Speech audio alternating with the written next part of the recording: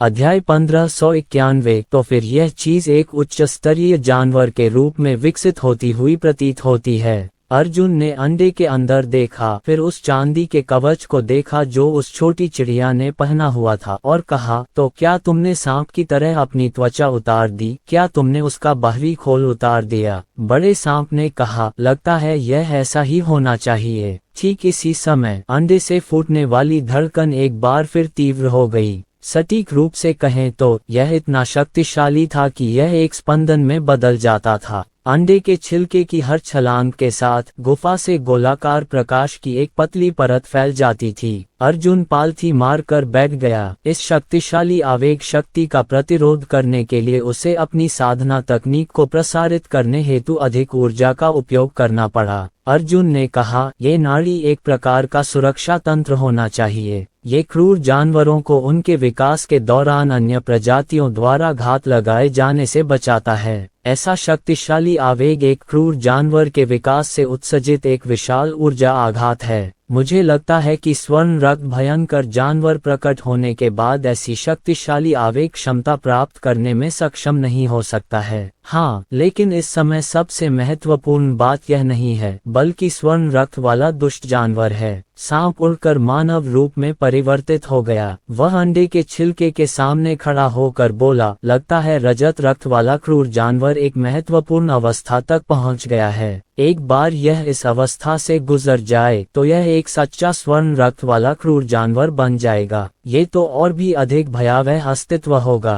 पहले हमने एक सिल्वर ब्लड विशियस बीस्ट को मारने और उसे नियंत्रित करने की कोशिश की थी, लेकिन बाई हुआनी और अन्य लोगों ने हमारी योजना को नष्ट कर दिया। अब ऐसा लगता है कि यह एक अच्छी बात है। अर्जुन की आंखें फड़क उठी जब उसने कहा, क्या आप इस स्वर्ण रक्त क्रूर जानवर को सीधे नियंत्रित करना चाहते हैं? यह विचार थोड़ा पागलपन भरा था, लेकिन यह संभव होना चाहिए। अर्जुन ने कहा, मुझे लगता है कि यह एक मार्शल संत स्तर 2 का भयंकर जानवर है। अपनी साधना के साथ मैं ज्यादा से ज्यादा इस स्तर 2 के भयंकर जानवर को ही नियंत्रित कर सकता हूँ, है ना? जैसे ही उसने ये कहा, अर्जुन ने मृत ब्लेड निकाला और उसे काटने के लिए तैयार हो गया। अभी बहुत जल्दी है। अगर आप इसे अभी मार देंगे तो यह विकास के अंतिम चरण को पूरा नहीं कर पाएगा। इसके खोल को देखो, यह अभी भी नर्म है और अभी तक ठोस नहीं हुआ है। सांप ने जल्दी से हाथ हिलाया और कहा, अभी बहुत जल्दी है। अगर आप इसे अभी मार देंगे तो यह विकास के अंतिम चरण को पूरा नहीं कर पाएगा।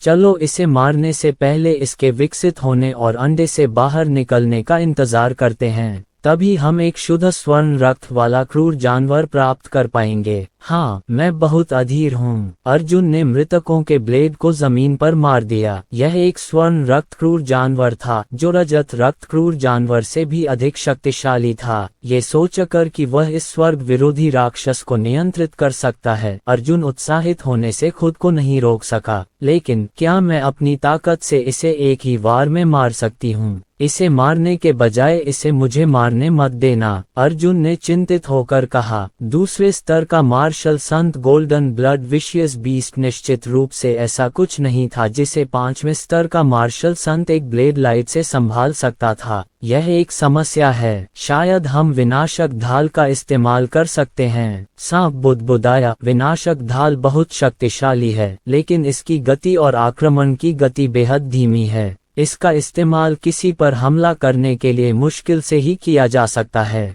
इसका इस्तेमाल सिर्फ अपनी रक्षा के लिए ही किया जा सकता है। लेकिन क्या ये स्वर्ण रक्त वाला दुष्ट जानवर भी गतिहीन अवस्था में नहीं है? जब यह बाहर कूदे तो इससे निपटने के लिए तुरंत विनाशक ढाल का उपयोग करें, अर्जुन ने जल्दी से कहा। क्या इससे इसकी शारीरिक अखंडता को नुकसान नहीं पहुंचता? सांप ने कहा, ये ठीक हो जाएगा। जब तक हम इसे पूरी तरह नष्ट नहीं कर देते तब तक इसकी चोटें ठीक हो सकती हैं। सबसे पहले इसे आधा मारने के लिए एनिहिलेशन शील्ड का उपयोग करें, फिर इसे तोड़ने के लिए ब्लेड ऑफ द डेड का उपयोग करें। बस इतना ही काफी है। जब अर्जुन ने उस पेड़ और पत्तियों के बारे में सोचा जिन्हें नष्ट नहीं किया जा सकता था, तो उसे तुरंत महसूस हुआ कि सांप के शब्द बहुत ही उचित थे। अरे छोटी गौरैया, तुम क्या कर रही हो? अर्जुन अचानक चौंक गया। दोनों के बीच बातचीत इतनी गंभीर थी कि उन्होंने छोटी चिड़िया की हरकतों पर ध्यान ही नहीं दिया। ये व्यक्ति कुछ समय से उस विशाल अंडे पर लेटा हुआ था और बड़े बड़े कौरों में उस विशाल अंडे से खून चूस रहा था।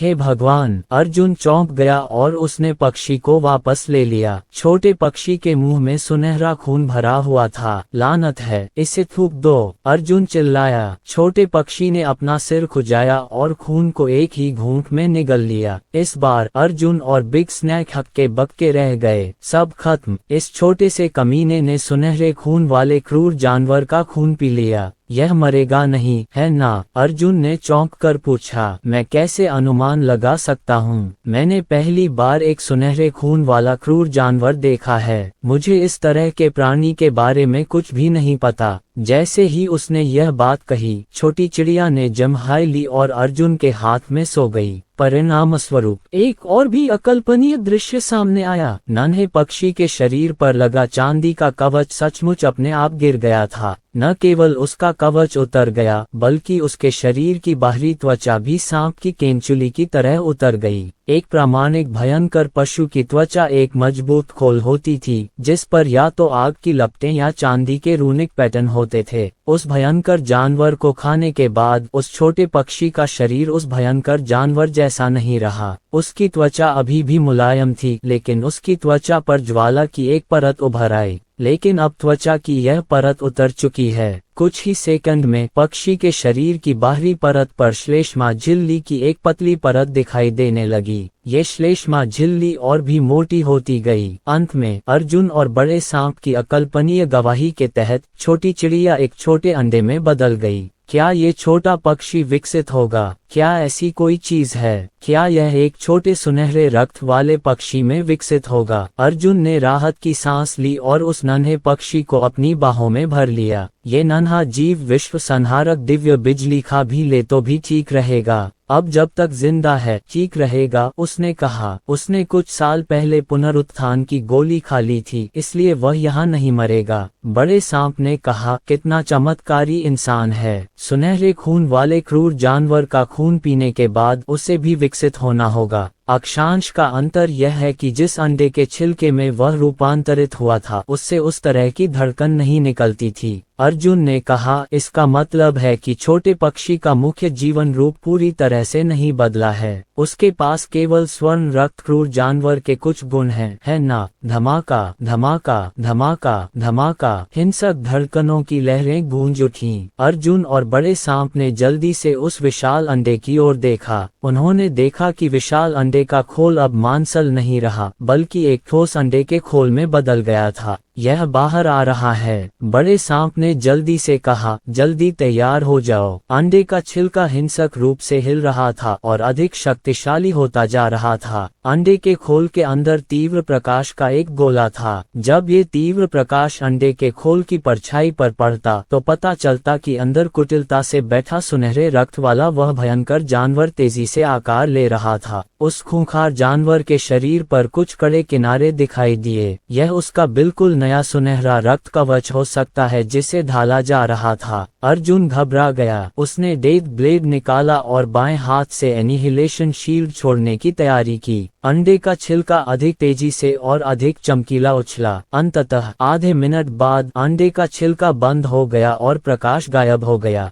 गुफा में मौत जैसा सन्नाटा छा गया। अर्जुन और बिग स्नैक ने अपनी आंखें बड़ी कर लीं, यहाँ तक कि अपनी सांसें भी रोक लीं। कच अंततः विशाल अंडे पर एक भूतिया दरार दिखाई दी। अध्याय 1592। काका अंडे के छिलके की सतह पर मौजूद कठोर पदार्थ गिरने लगा। दरारें और ज्यादा चौड़ी होती गईं और एक के बाद एक बड़ी संख्या में टूटे हुए छिलके गिरने लगे। क्षतिग्रस्त बाहरी आवरण से कोई भी देख सकता था कि एक शुद्ध सफेद जानवर प्रकट हुआ था। उस खूंखार जानवर का बाहरी आवरण बर्फ की तरह चिकना और जैद की तरह गर्म था, मानो किसी ने दुनिया के सबसे शुद्ध सफेद जैद से एक खूबसूरत राक्षस तराश दिया हो। अंतर केवल इतना था कि ठोस सफेद जैद शेल पर धीरे धीरे सुनहरी रेखाओं की एक परत उभरने लगी, जो अधिक से अधिक स्पष्ट होती गई। अरे, नाड़ी चली गई। अर्जुन की पुतलियां सिकुड़ गईं। जब स्वर्ण रक्त वाला क्रूर जानवर प्रकट हुआ तो वह भयानक नाड़ी भी गायब हो गई। इसका मतलब ये था कि ऐसा कुछ भी नहीं था जो बाई हुआन को उनका पीछा करने से रोक सके।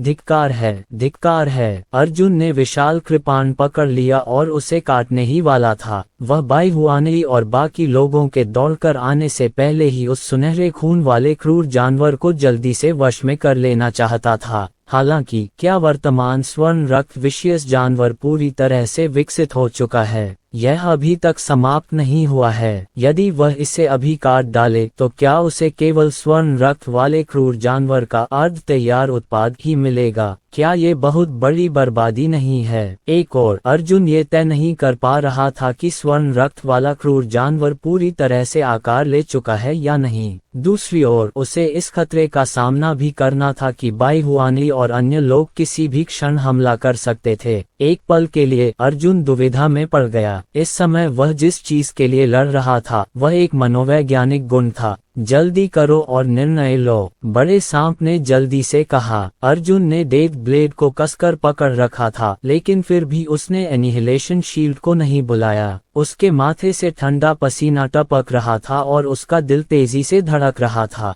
गुफा के बाहर बाई हुआनी और बाकी लोग थोड़े स्तब्ध थे। किसी ने घबरा कर चिल्लाया, नाड़ी गायब हो गई है, आगे बढ़ो और उस कमीने अर्जुन को फाड़ डालो। बाई हाओ दहाड़ा और आगे बढ़ने ही वाला था। इस क्षण बाई हुआनी शांत हो गई। उसने बाई हाओ का हाथ पकड़ लिया और चिल्लाई, क्या हो अगर ये तूफान से पहले की शांति हो? क्या होगा यदि शांति की इस छोटी अवधि के बाद अगला सबसे बड़ा पल्स विस्फोट हो? ये शब्द बोलते ही वहां मौजूद सभी मार्शल आर्टिस्ट घबरा गए। ये संभावना असंभव नहीं थी। हे स्वर्ग, जल्दी से पीछे हट जाओ। 100 से अधिक मार्शल कलाकारों ने नेतृत्व संभाला और दूर तक उड़ान भरी। बाई हुआनी और बाई जियाओ हिले नहीं। दोनों समूहों के लोग संघर्षपूर्ण भावों से गुफा की ओर देख रहे थे। वे इंतजार कर रहे थे और अर्जुन भी गुफा में इंतजार कर रहा था। गुफा के अंदर और बाहर दोनों पक्षों के लिए हर पल एक पीड़ा थी। अर्जुन को चिंता थी कि बाहर के लोग हमला कर देंगे, जबकि बाहर के लोगों को चिंता थी कि गुफा में कुछ विस्फोट हो जाएगा। हालांकि विशाल अंडा अभी भी एक एक करके गिर रहा था। इस समय तक उसका केवल 1/3 सतह क्षेत्र ही गिरा था। 4 से 5 सेकंड और बीते और विशाल अंडे का खोल क्षेत्र पहले ही 2/3 तक पहुंच चुका था। अर्जुन लगभग खुद को रोक नहीं सका। बाई हुआन यी और गुफा के बाहर मौजूद बाकी लोग अब खुद को रोक नहीं पा रहे थे। सभी मार्शल आर्टिस्ट जो पहले भाग निकले थे वापस लौट आए थे। इतना समय लगने का कोई कारण नहीं है। एक गिल्ड मार्शल कलाकार चिल्लाया, अगर यह फटने वाला होता तो अभी फट जाता, लेकिन अभी भी कोई हलचल नहीं हुई है। बाई हुआनी की आंखें फड़क उठी और वह चिल्लाया, आक्रमण करो। 150 से अधिक मार्शल संत विशेषज्ञ एक ही समय में गुफा में पहुंचे। एक धागे से लटकाओ। गुफा में अंडे के छिलके का केवल आखिरी तिहाई हिस्सा ही बचा था और एक बर्फ सफेद राक्षस अंडे के छिलके से बाहर कूद गया। गलत निर्णय। अर्जुन ने सोचा कि स्वर्ण रक्त दुष्ट जानवर अंडे के छिलके के पूरी तरह क्षतिग्रस्त हो जाने के बाद ही बाहर आएगा। हालांकि वह राक्षस वास्तव में जल्दी ही बाहर निकल गया। धिक्कार है। अर्जुन चौंक गया। उसने तुरंत विनाशक ढाल छोड़ी और उसे सुनहरे रक्त वाले क्रूर जानवर पर पटक दिया। भिन्न भिन्नाओं। विनाशक ढाल ने स्वर्ण रक्त दुष्ट जानवर पर प्रहार किया और एक शक्तिशाली विस्फोट हुआ। बाई हुआनी और बाकी लोग अभी अभी गुफा में दाखिल हुए थे और उन्हें अंदर जाने का समय नहीं मिला था।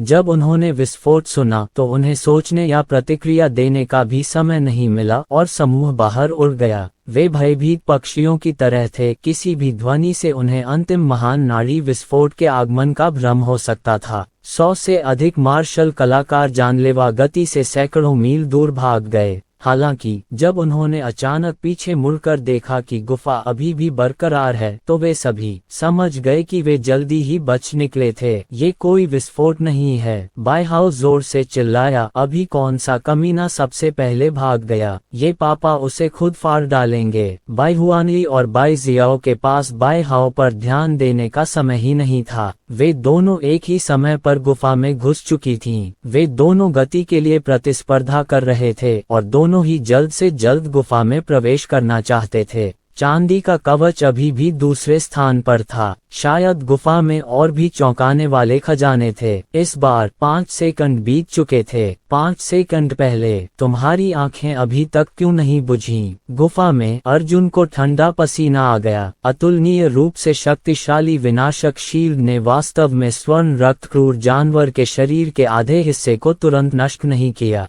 विनाशक ढाल ने स्वर्ण रक्त दुष्ट राक्षस को बिना किसी बाधा के कुचल दिया। हत्यारे के शरीर से बड़ी मात्रा में प्रकाश फैला और काली ढाल के भीतर नष्ट हो गया। सांप ने तुरंत कहा, ये चीज बहुत शक्तिशाली है। जितनी अधिक ऊर्जा उतना ही अधिक द्रव्यमान। इस स्वर्ण रक्त क्रूर जानवर को भस्म करने के लिए विनाश कवच का उपयोग करना विनाश कवच को जमीन पर पटकने जैसा है, जिससे पूरे ग्रह की आंख को नष्ट करने की कोशिश की जा रही है। यह एक लंबी प्रक्रिया होनी चाहिए। यह कोई अतिशयोक्ति नहीं है ना? इस चीज का द्रव्यमान किसी ग्रह के बराबर है। अर्जुन ने आश्चर्य से पूछा। बकवास, बिल्कुल नहीं, मैं तो बस एक रूपक हूँ। सांप ने कहा। अरे, विनाशक ढाल गायब हो गई है। अर्जुन ने अचानक अपना सिर नीचे कर लिया। 3 सेकंड का विनाशक कवच पहले ही अपनी अधिकतम सीमा तक पहुंच चुका था और अपने आप ही नष्ट हो गया था। जैसे ही उसने अपना सिर नीचे किया, उसने देखा कि स्वर्ण रक्त वाला क्रूर जानवर, जिसका शरीर तीसरे द्वारा नष्ट कर दिया गया था, अपना सिर ऊपर उठा रहा है। ये ठंडी और निर्दयी आंखों का एक जोड़ा था जो अर्जुन को घूर रहा था। यह एक जवाबी हमला शुरू करने वाला है। विनाश ढाल। अर्जुन ने दूसरी बार विनाश ढाल जारी की। जैसे ही स्वर्ण रक्त दुष्ट जानवर सीधा होने वाला था, उसे नए विनाश शील्ड द्वारा दबा दिया गया। 1 सेकंड, 2 सेकंड, 5 सेकंड बीत गए। सुनहरे खून वाले क्रूर जानवर का 2/3 शरीर नष्ट हो चुका है, लेकिन वह अभी भी जिंदा है। एक तेज आभा आ रही है।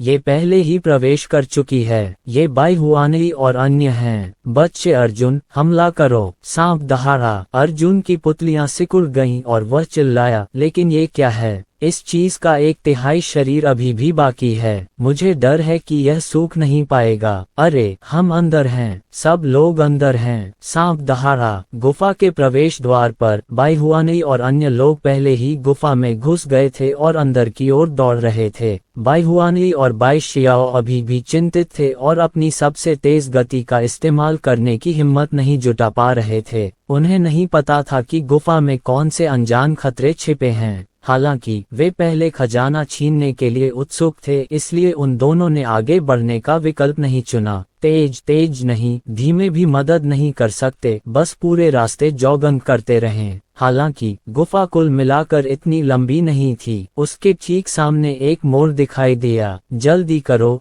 करो और करो, वरना बहुत देर हो जाएगी। सांप दहाड़ा। अर्जुन ने दांत पीस लिए। सुनहरे खून वाले क्रूर जानवर पर उसकी नजर अभी भी ठंडी और बेरहम थी। उसके शरीर के लगभग 1/3 अंग अभी भी बचे थे। रहने भी दो। अर्जुन निर्दयी था और सीधे मिंग्यू हाउतियान मिरर पर पटक दिया। उपयोग करने के लिए वह सीधे इसे काटने के लिए ब्लेड की रोशनी का उपयोग करना चाहता था। अध्याय 1593। यह एक कठिन निर्णय था। ताई दिव्य कला की कृपाण रोशनी का उपभोग करने के बाद अर्जुन के पास आखिरी तुरुप का पत्ता भी नहीं बचा था। भले ही यह समय रहते स्वर्ण रक्त क्रूर जानवर को मारने में सक्षम हो, लेकिन ये तुरंत पुनर्जीवित नहीं हो सकता और अपने उद्देश्यों के लिए इस्तेमाल नहीं किया जा सकता। इस अवधि के दौरान बाई हुआनली और अन्य लोगों के पास अर्जुन को मारने का समय था। खैर, अब कुछ भी कहना बेकार था। बात यहाँ तक पहुँच चुकी थी और आगे तो बड़ी चट्टान थी। पीछे हटने का कोई रास्ता नहीं था। अर्जुन ने निर्णायक रूप से कृपाण प्रकाश को बुलाया और कृपाण प्रकाश को भेदने के लिए एक विशाल कृपाण का उपयोग किया और स्वर्ण रक्त क्रूर जानवर की ओर भयंकर रूप से हमला किया। धमाका।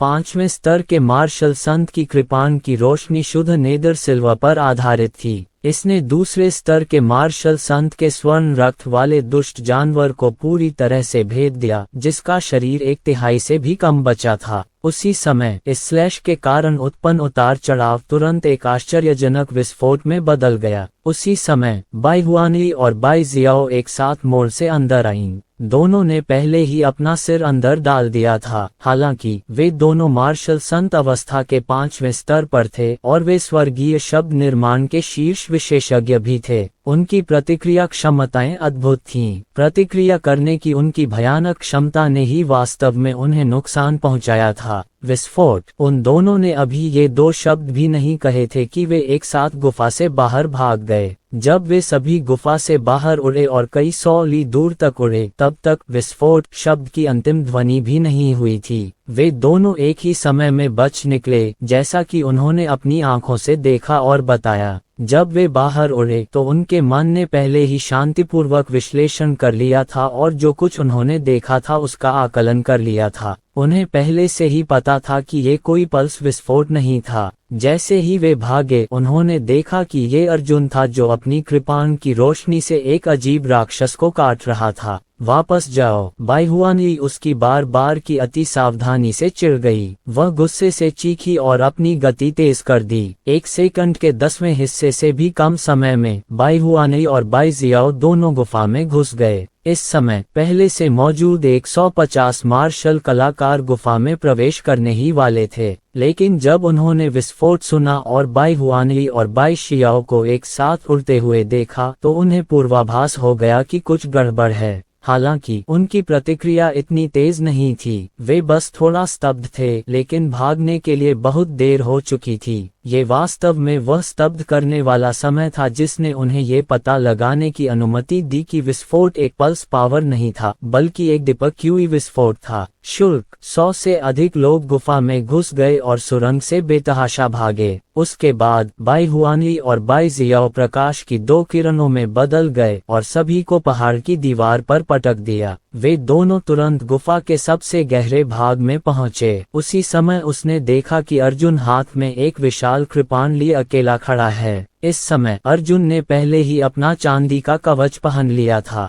चलो चलो, जल्दी करो और संक्षेपण करो। अर्जुन ने अपने दांत पीस लिए और विशाल कृपाण को हाथ में पकड़ लिया। वह बेहद चिंतित महसूस कर रहा था। वह शापित स्वर्ण रक्त दुष्ट जानवर कब पुनः संगठित हो सकेगा? अर्जुन ने पहले ही डेथ ब्लेड का इस्तेमाल करके स्वर्ण रक्त वाले क्रूर जानवर को बुला लिया था। हालांकि उसका इंतजार कर रहा था एक पत्थर समुद्र में डूब रहा था और कोई प्रतिक्रिया नहीं हो रही थी। क्या ऐसा हो सकता है कि एक क्रूर जानवर को नियंत्रित करने के लिए ब्लेड ऑफ द डेड का उपयोग करने का विचार असंभव था? वह हमेशा गलत सोचता था। ये सोचकर अर्जुन अनायास ही हंस पड़ा। लगा कि यह सच है। शायद ऐसा ही था। दूसरे शब्दों में कहें तो चाहे कुछ भी हो जाए, वह इस विपत्ति से कभी नहीं बच पाएगा। अर्जुन। बाई हुआनई की आंखों में हत्या का इरादा फूट पड़ा और वह उन्माद में चिल्लाई, आज का दिन तुम्हारे पास भी है। मैं तुम्हें जिंदा ही काट डालूंगा। कई बार गुस्से में आकर बाई हुआनई अपनी विवेकशीलता पूरी तरह खो बैठी। वह पागलों की तरह अर्जुन पर टूट पड़ी और अपनी तलवार से अर्जुन के शरीर पर जोरदार वार किए। धमाका। एक विशाल छाया बाई हुआनई के शरीर से टकराई, जिससे उसका जूता उड़कर गुफा की दीवार से टकरा गया। जब बाई हुआनई जमीन पर उतरी तो उसने पलटकर देखा कि जिस व्यक्ति ने उसे मारा था वह वास्तव में बाई जियाओ की टीम की साथी बाई योंग थी। आप। बाई हुआनई दहाड़ उठी। अपने बॉस पर हमला होते देख बाई हाओ भी गुस्से से दहाड़ा। उसने उसे कंधे से लगा लिया और आगे की ओर झपटा, जिससे बाई योंग भी उड़ गया। बाई जियाओ चिल्लाया, बाई हुआनई, साफ साफ कह दूं, मैं अब और दिखावा नहीं करूंगा। तुम्हें ताई दिव्य कला नहीं चाहिए, लेकिन मैं फिर भी इसे सीखना चाहता हूँ। मुझे अर्जुन को मारने से कोई नहीं रोक सकता। इस विश्वासघाती कमीने को मार डालो जिसने उसकी दया का बदला चुकाया। बाई हुआनई की आंखें लाल हो गईं और वह अपनी लाल आंखों से अर्जुन की ओर दौड़ी। क्या ये थोड़ा हास्यास्पद नहीं है? दयालुता का बदला लेना तो और भी बेतुका था। ये औरत तो पहले से ही हास्यास्पद थी, अब भी उससे यही लगता था कि उसने अर्जुन की रक्षा की थी, इसीलिए अर्जुन को जीने का मौका मिला।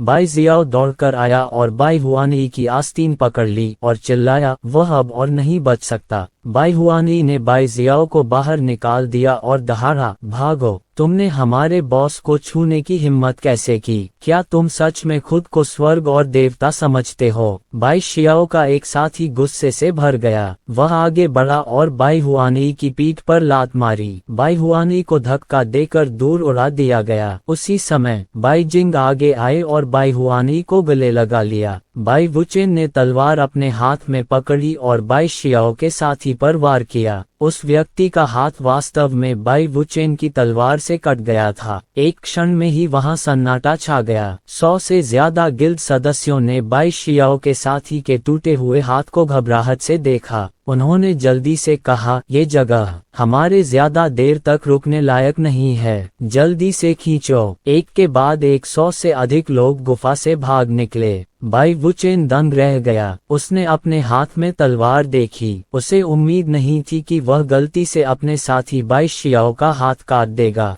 बाई हुआनई स्तब्ध रह गई। बाई हाओ और अन्य लोग भी जमीन से उठकर चुप हो गए। बाई जियाओ गुफा की दीवार से टिककर ये दृश्य देख रहा था। 2 सेकंड बाद वह हंस पड़ा। ठीक है बाई हुआनई, अच्छा काम किया। बाई जियाओ की अभिव्यक्ति ठंडी हो गई। बाई हुआनई की आंखें फड़कने लगी और उसने दांत पीसते हुए कहा, बाई जियाओ, लापरवाही से काम मत करो। हालांकि बाई जियाओ केवल मुस्कुराया और उसकी आंखों में हत्या का इरादा मजबूत और मजबूत होता गया। बाई योंग ने अपनी बाहें हिलाते हुए कहा, मालिक, मुझे आदेश दीजिए। बाई जियाओ और भी मुस्कुराया और बोला, आज इस गुफा में केवल एक ही टीम है जो जीवित बाहर निकल सकती है। जिस टीम के साथी का हाथ कट गया था वह दहाड़ा और उसकी आभा फट पड़ी। बाई हुआनई जानती थी कि कुछ और कहना बेकार है, इसलिए उसने बाई जी को फेंक दिया और कहा, बाई जी, अर्जुन को ले जाओ। बाई हाओ, वू चेन, मेरे पीछे आओ और बाई जियाओ को रोको। By Xiao. बाई हुआनई ने बाई जियाओ को घूर कर देखा और चिल्लाई, शांत हो जाओ, मुझे शांत होने दो। तुम शांत क्यों नहीं होते? भाड़ में जाओ। बाई जियाओ भयावह रूप से हंसा और अपनी तलवार लेकर आगे बढ़ा। दोनों पक्षों के बीच एक महान युद्ध छिड़ने वाला था। गड़गड़ाहट, गड़गड़ाहट, गड़गड़ाहट। एस्ट्रल QE के 7 या 8 तंतु एक ही समय में एक दूसरे से टकराए, जिससे मांस का विशाल पर्वत हिंसक रूप से हिलने लगा। भिन्न भिन्नाओं। अचानक एक अदृश्य दमनकारी शक्ति ने सभी को जमीन पर पटक दिया। बाई जियाओ, बाई हुआनई और अन्य लोगों ने अचानक ऊपर देखा। किसी समय गुफा में एक और आकृति प्रकट हुई। वह आदमी 5 मीटर लंबा था। उसका सिर नीचे झुका हुआ था और उसके बर्फ सफेद खोल पर सुनहरे पैटर्न की एक परत दिखाई दे रही थी। अर्जुन ने मुस्कुराते हुए कहा, हा हा हा हा। अध्याय 1594। मृतकों का ब्लेड भिनभिनाहट की आवाज के साथ कांप रहा था।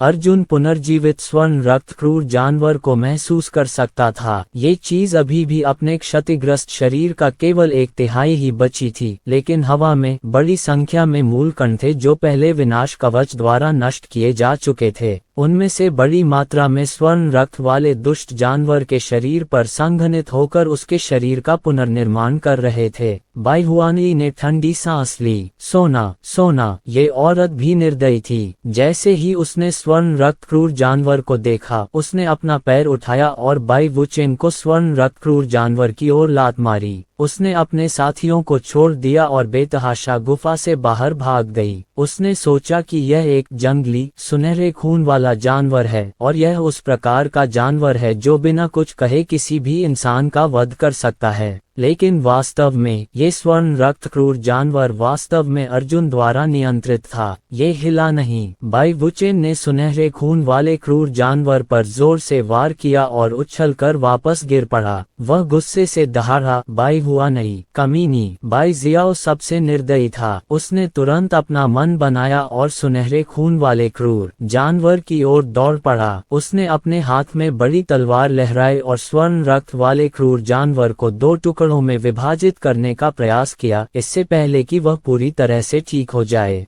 पेंग, एक बर्फ सी सफेद हथेली जिस पर सुनहरे पैटर्न थे, तलवार की धार को मजबूती से पकड़े हुए दिखाई दी। स्वर्ण रक्त दुष्ट जानवर, जो अपनी मूल शक्ति के 2/3 तक पुनः प्राप्त कर चुका था, उसने मार्शल संघ क्षेत्र के अपने दूसरे स्तर के साथ मार्शल संघ क्षेत्र के 5वें स्तर पर बाई जियाओ के पूर्ण बल के हमले को पकड़ने के लिए केवल एक हाथ का उपयोग किया। बाई जियाओ दंग रह गया। भागो! बाई हाओ और बाकियों में अब लड़ने की हिम्मत नहीं बची थी। वे चिल्लाए और गुफा से बाहर भाग गए। बाई जियाओ का हमला विफल हो गया और उसने तुरंत अपनी तलवार छोड़ दी और भागने के लिए मुड़ गया। अंततः स्वर्ण रक्त दुष्ट जानवर पूरी तरह से ठीक हो गया। अर्जुन जमीन से खड़ा हुआ और अपनी कृपाण बाहर की ओर तान दी। स्वर्ण रक्त दुष्ट जानवर का चेहरा एक सुनहरे हीरे के मुखौटे से ढका हुआ था। इसके तुरंत बाद वह नीचे झुक गया और झुक गया, तुरंत गायब हो जाना। उसकी गति बहुत तेज थी। अर्जुन को समझ ही नहीं आया कि वह कैसे बाहर निकला। उसने सिर्फ इतना देखा कि स्वर्ण रक्त वाला क्रूर जानवर अचानक गायब हो गया और पीछे सिर्फ एक सर्पिल भंवर छोड़ गया। उन सब को वापस लाओ। अर्जुन की आवाज ठंडी थी जब वह 2 चमक के साथ गुफा के बाहर पहुंचा। जैसे ही वह गुफा के द्वार से बाहर निकला, एक साया तेजी से हमला कर गया। पेंग की आवाज मांस के पहाड़ से टकराई और वापस उछलकर जमीन पर आ गिरी। जैसे ही वह जमीन पर गिरा, उसने मुंह में खून की एक बूंद छोड़ी। उसकी हड्डियां टूट गईं और वह हिल भी नहीं पा रहा था। अर्जुन ने देखा कि यह बाई जियाओ था। अर्जुन ने उदासीनता से कहा, वाह! एक और छाया उड़कर वापस आए और मांस के पहाड़ से टकराए, उछलकर वापस जमीन पर आ गिरी और खून तेजी से बहने लगा। श्वेत आपदा 2, अर्जुन ने कहा। एक और परछाई वापस आए। वह बाई हाओ थी। एक बार फिर बाई वो चेन। इसके तुरंत बाद एक के बाद एक छायाएं वापस उड़ती गईं, एक के बाद एक पहाड़ से टकराती गईं और बुरी तरह घायल होकर नीचे गिरीं। अगला दृश्य लोगों की बारिश का था। दूर से बड़ी संख्या में छोटे काले बिंदु उड़कर आए और एक के बाद एक मांस के पहाड़ से टकराने लगे। 135, 151, 154। अर्जुन ने सिर हिलाया। वाह! एक और साया वापस उड़ आया। वह बाई जियाओ था। अंत में क्षितिज पर एक सफेद आकृति दिखाई दी। उसने अपने हाथ में एक व्यक्ति को उठाया और धीरे धीरे वापस उड़कर अर्जुन के पास उतर गई। सुनहरा जानवर अर्धमृत बाई हुआनई को ले जा रहा था। पूरा।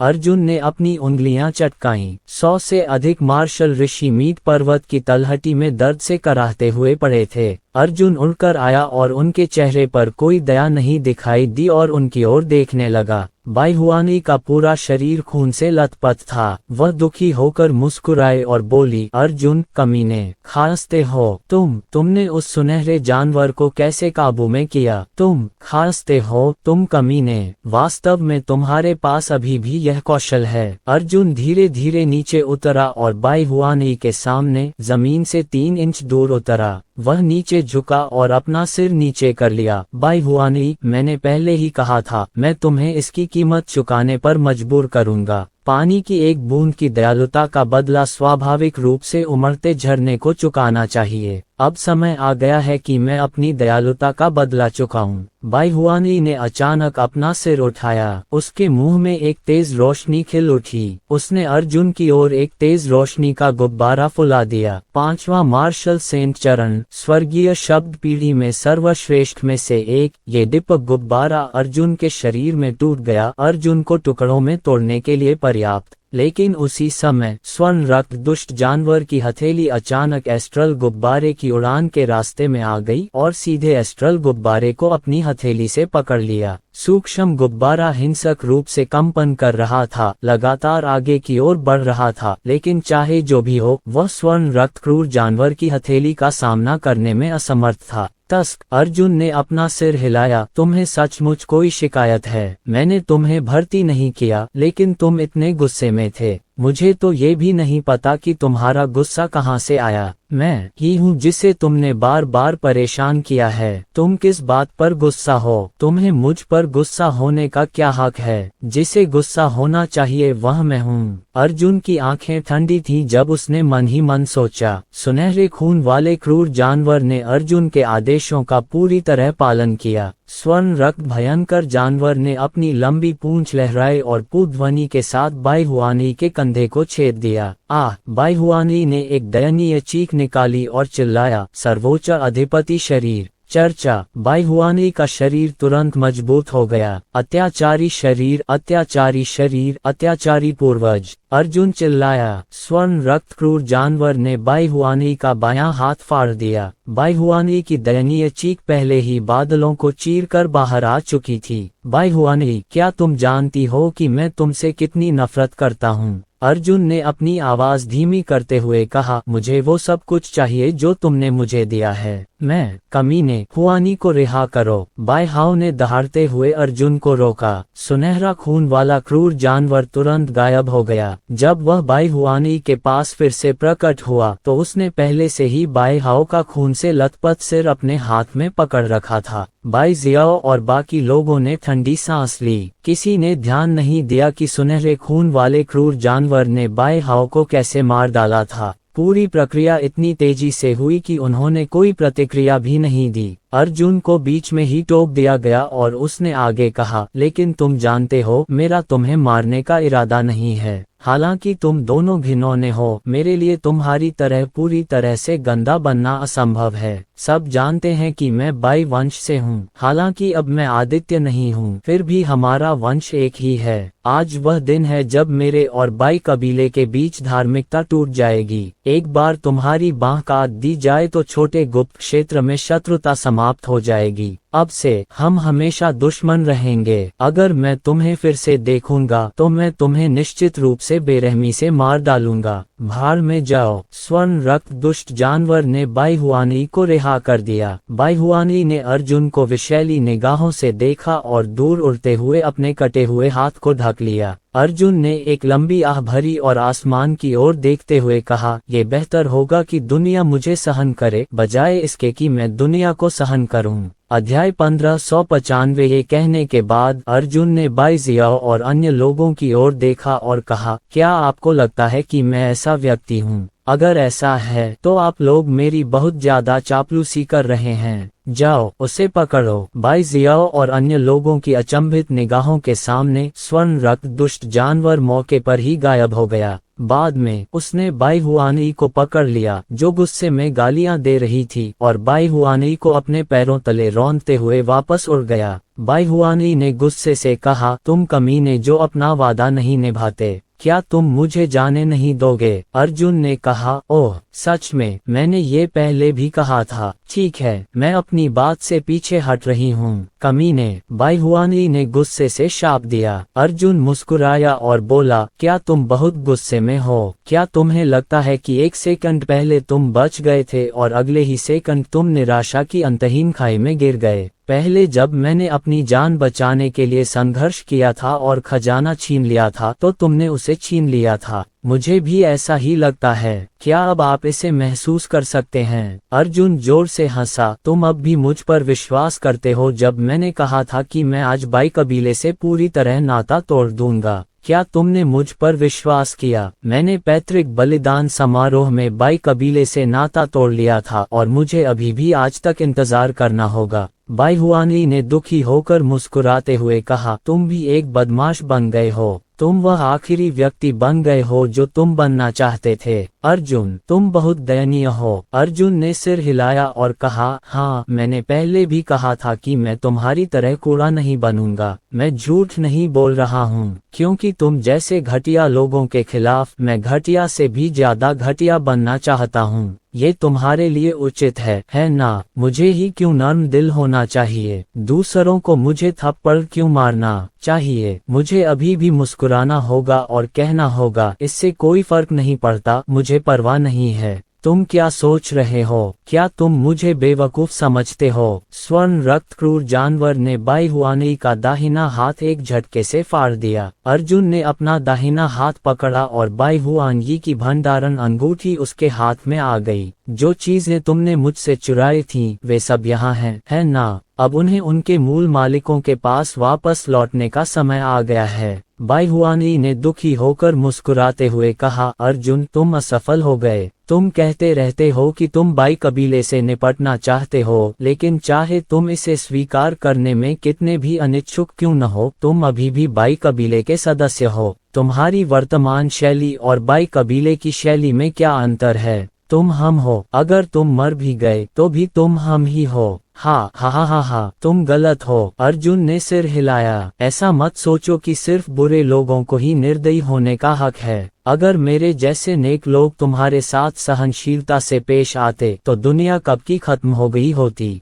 बुरे लोगों को बुरे लोगों द्वारा ही सजा मिलनी चाहिए। अगर आप में से किसी को सजा देने के लिए गिरने को तैयार रहना पड़े तो मैं गिरने को तैयार हूँ, भले ही मरने के बाद भी उबरना नामुमकिन हो। इसके साथ ही स्वर्ण रक्त क्रूर जानवर ने अपनी ऊपरी भुजा लहराई और बाई हुआनई को अनगिनत टुकड़ों में फाड़ दिया। भंडारण रिंग सक्रिय है। अर्जुन ने भंडारण रिंग के अंदर देखा और पाया कि 2 एलिमेंटल हॉट वहां थे और 8वीं श्रेणी का जिनसेंग भी वहां था। उसने सिर हिलाया और दूसरों की ओर देखते हुए कहा, क्या तुम्हें पहले भी मुझे मारने में मजा आता था? मुझे चमड़े की गेंद की तरह लात मारना, क्या यह अच्छा नहीं है? सभी लोग इतने भयभीत थे कि उनके चेहरे पीले पड़ गए थे। किसी की भी बोलने की हिम्मत नहीं थी। अर्जुन ने सिर हिलाया, नहीं बोल रहे हो? बहुत अच्छा, मुझे तुम्हारे बोलने की जरूरत नहीं है। एक बात है जो मैंने अभी पूरी नहीं कही है। पानी की एक बूंद की दयालुता का बदला एक फव्वारे से चुकाया जाना चाहिए। इसी तरह 1 इंच की दुश्मनी का बदला 10,000 झांग से चुकाया जाना चाहिए। स्वर्ण रक्त क्रूर जानवर ने उस मार्शल कलाकार को खींच लिया जिसने पहले अर्जुन को जहर खिला दिया था। अर्जुन ने अपनी तर्जनी उंगली काट ली और अपने मुंह में खून की 2 बूंदें टपकाते हुए कहा, चलो चलें। मार्शल कलाकार दंग रह गया और बोला,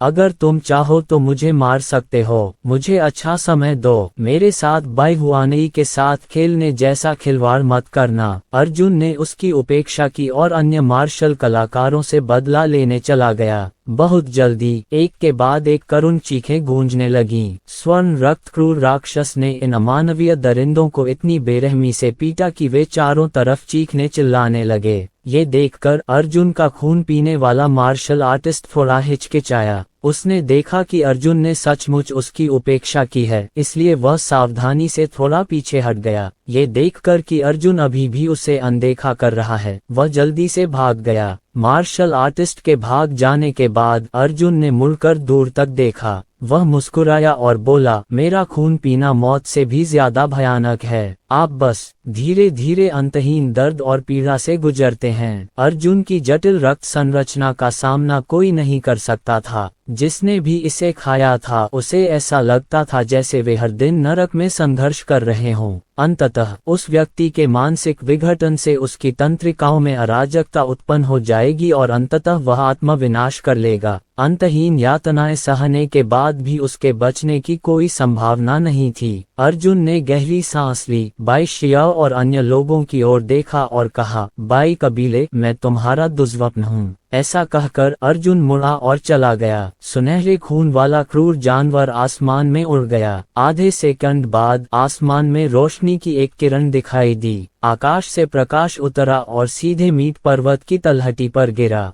विस्फोट में 100 से अधिक मार्शल संत नष्ट हो गए। दूर अर्जुन उत्तर की ओर उड़ रहा था। उसने अपनी छाती खोली और देखा, नन्ही चिड़िया अभी भी अंडे में दुबकी हुई सो रही थी। तुम उन 2 एलिमेंटल हार्ट्स का इस्तेमाल कैसे करने की योजना बना रहे हो? सर्प ने कहा, डेजर्ट हॉट की क्षमता बुरी नहीं है, लेकिन ये तुम्हारी ब्लैक टॉर्टोइज डिवाइन पिल और वर्मिलियन बर्ड डिवाइन पिल से कुछ मिलती जुलती है। अर्जुन ने कहा, मुझे पता है, मैं ये रेगिस्तानी हृदय युआन मेंग को देने जा रहा हूँ। जहाँ तक प्रिज्म हॉट की बात है, वह जियाओ जून के लिए है। इन दोनों कमीनों ने मुझे अनगिनत बार कोसा है। उन्हें सिर्फ मेरी तरक्की की परवाह है, लेकिन उन्हें अपनी परवाह नहीं है। हाँ, ये दोनों चीजें उनके लिए हैं। मुझे लगता है कि अब उन्हें चुप हो जाना चाहिए। विपत्तियों पर काबू पाने की पूरी कोशिश करने के बाद अर्जुन अपने 2 अच्छे भाइयों के बारे में सोचकर हंसे बिना नहीं रह सका। उसके दिल में अभी भी एक गर्म धारा बह रही थी। शायद यह इसलिए था क्योंकि उसके गृहनगर में बहुत से लोग थे जो अर्जुन की परवाह करते थे, इसलिए उसने हार नहीं मानी। दुनिया की सारी ठंडक और गर्मी देखने के बाद भी उसके दिल में वह छोटा सा टुकड़ा बचा था जिसने उसे अपनी मातृभूमि मानवता को नहीं भूलने दिया। अर्जुन ने भावशून्य स्वर्ण रक्त क्रूर जानवर की ओर देखा और कहा, खोलो। श्वा। स्वर्ण रक्त वाले क्रूर जानवर के चेहरे पर लगा मुखौटा फट गया, जिससे एक बर्फ सा सफेद और सुंदर स्त्री का चेहरा प्रकट हुआ। सांप ने कहा, इस चीज से ड्रैगन स्केल को फिर से ढूंढना आसान हो जाएगा। इस संपूर्ण छोटे से गुप्त क्षेत्र में संभवतः ऐसी बहुत सी चीजें नहीं हैं जो इसका मुकाबला कर सकें। हो सकता है वह पहले ही मेरे पीछे आ गया हो। अर्जुन ने एक पल सोचा, फिर कहा, नाम बताओ, बस नाम बताओ। अंडे के अंदर नन्ही चिड़िया लुढ़क गई, मुंह पटकने लगी और सपने में कुछ कहने लगी, कीड़े से बनी, स्वादिष्ट। अर्जुन मुस्कुराया और कहा, मुझे बस लिटिल बग कहो। जैसे ही उसने ये कहा, अर्जुन ने एक काला वस्त्र लहराया और उसे सुनहरे रक्त वाले क्रूर जानवर छोटे कीड़े को दे दिया और कहा, इसे पहन लो, तुम्हारा रूप बहुत ही आकर्षक है। स्वर्ण रक्त भयंकर जानवर ने अपना वस्त्र पहन लिया और उसके पेट में समा गया। अर्जुन ने असहाय होकर 2 और वस्त्र निकाले और उन्हें बदलकर उसे पहना दिया। बाइहुआनयी की भंडारण अंगूठी को देखते हुए 2 एलिमेंटल हार्ट्स और 8वीं कक्षा के जिनसेंग के अलावा 2 चीजें भी चुपचाप पड़ी थीं। वे 2 उच्च श्रेणी के पवित्र आत्मा पत्थर थे। यह मेरे अनुमान से थोड़ा कम है। अर्जुन ने भौहें चढ़ाईं। वे इतने लंबे समय से यहाँ लड़ रहे हैं और उनके पास केवल 2 टुकड़े हैं। दूसरों का क्या? अर्जुन ने अपना हाथ उलट दिया और बिजली की ऊर्जा से भंडारण छल्लों की एक श्रृंखला लटक गई। ये भंडारण अंगूठियां बाइजियाओ और अन्य लोगों से छीन ली गईं। उन्होंने एक एक करके सभी भंडारण रिंगों को खोला और पाया कि कुल मिलाकर केवल 3 उच्च श्रेणी के पवित्र आत्मा पत्थर थे। बुरा नहीं है ना? $5 अब बुरे नहीं रहे। आखिरकार हर उच्च श्रेणी के संत आत्मा पत्थर को 100 निम्न श्रेणी के संत आत्मा पत्थरों से बदला जा सकता है, सांप ने कहा। इसके अलावा सिल्वर ब्लड विशियस बीस्ट जरूरी नहीं कि पवित्र आत्मा के पत्थर ही पैदा करें। वे बहुत भाग्यशाली हैं कि उन्हें 5 पत्थर मिल गए। अध्याय 1596। अर्जुन ने 5 उच्च श्रेणी के पवित्र आत्मा पत्थरों का वजन किया और कहा, ये संख्याएं बहुत अच्छी हैं, लेकिन मुझे अभी भी अधिक की आवश्यकता है। सर्प ने कहा, दिव्य क्षेत्र के 7वें स्तर तक पहुंचने के लिए 60 निम्न श्रेणी के पवित्र आत्मा पत्थरों की आवश्यकता है। 9वें स्तर तक पहुंचने के लिए 128 की आवश्यकता है और मार्शल संत क्षेत्र के 9वें स्तर तक पहुंचने के लिए 256 की आवश्यकता है। कुल 448 हैं। आपके ये 5 उच्च श्रेणी के संत आत्मा पत्थर आपको मार्शल संत स्तर 1 तक आगे बढ़ने में मदद कर सकते हैं। हालांकि ये 5 पत्थर वास्तव में पर्याप्त नहीं हैं। अब से प्रत्येक छोटे दायरे को और भी अधिक संत आत्मा पत्थरों की आवश्यकता होगी। यदि मार्शल संत दायरा पहले दायरे से दूसरे दायरे तक फिर से 2 गुना हो जाता है तो 512 पत्थरों की आवश्यकता होगी। हाँ, अर्जुन ने कहा, बाइहुआनयी के क्षेत्र में अपग्रेड करने के लिए आपको बहुत सारे पवित्र आत्मा पत्थरों की आवश्यकता होगी। अपनी क्षमताओं पर भरोसा करते हुए इतने सारे पवित्र आत्मा पत्थर इकट्ठा करना थोड़ा मुश्किल है। स्वर्गीय शब्द पीढ़ी के अन्य लोगों के पीछे पूरा बाई कबीला था, जबकि अर्जुन केवल अपने आप पर ही भरोसा कर सकता था। ये स्वर्ण रक्त दुष्ट जानवर काफी दुर्जय था, लेकिन इसे शाश्वत गुप्त क्षेत्र से बाहर नहीं लाया जा सका, इसलिए यह बाहरी दुनिया में अर्जुन की मदद करने में सक्षम नहीं होगा। मुझे अभी भी अपनी ताकत पर ही भरोसा करना होगा। इसके अलावा इतना कुछ झेलने के बाद अर्जुन को सिर्फ खुद पर भरोसा था। सिर्फ उसकी अपनी ताकत ही उसे सुकून दे सकती थी। बाहरी ताकतों से हासिल की गई सारी ताकत कभी भी खत्म हो सकती थी। मुझे आश्चर्य है कि इस छोटे से गुप्त क्षेत्र में कितने रजत रक्तक्रूर जानवर हैं। क्या आप उनका अस्तित्व महसूस कर सकते हैं? हो सके तो ज्यादा से ज्यादा शिकार करने की कोशिश करो। अर्जुन ने कहा। बड़े सांप ने अपना सिर हिलाया और बोला, मुझे कुछ महसूस नहीं हो रहा, मैं एक बार में केवल एक ही कदम उठा सकता हूँ, चलो अपनी किस्मत आजमाते हैं। अर्जुन ने सिर हिलाया। उसने दूर तक देखा। चुंबकीय क्षेत्र के विश्लेषण के अनुसार वह अभी भी उत्तर से लगभग 1/3 दूरी पर था। यदि उनकी वर्तमान गति से गणना की जाए तो उन्हें कम से कम 5 से 6 दिन और उड़ना होगा। हालांकि अब जब उसके पास स्वर्ण रक्त वाला क्रूर जानवर था तो उसे ज्यादा चिंता करने की जरूरत नहीं थी। उसे इस बात की चिंता नहीं थी कि अगर वह सीधे गति बढ़ाता भी तो भी वह किसी क्रूर जानवर से घिरा हुआ होता। अर्जुन ने तुरंत अपनी गति बढ़ा दी और प्रकाश की एक किरण में बदल गया जो उत्तर की ओर तेजी से बढ़ गई। वह चाहता था कि कोई खूंखार जानवर उसे खोज ले और उस पर हमला कर दे। वह जितना ज्यादा उसके पास आता उतना ही खुश होता। जहां तक स्वर्ण रक्त पशु लिटिल बग का प्रश्न है, वह अर्जुन के साथ निष्ठापूर्वक रहा और हर समय रक्षक की तरह कार्य करता रहा। दरअसल ये छोटा सा कीड़ा कोई रक्षक नहीं था, वह तो बस एक कठपुतली था। उसमें अब कोई जान नहीं बची थी। उसकी सारी हरकतें अर्जुन के हुक्म से चलती थीं। हल्का हरा आकाश काफी देर तक दिखाई दिया, फिर धीरे धीरे गायब हो गया।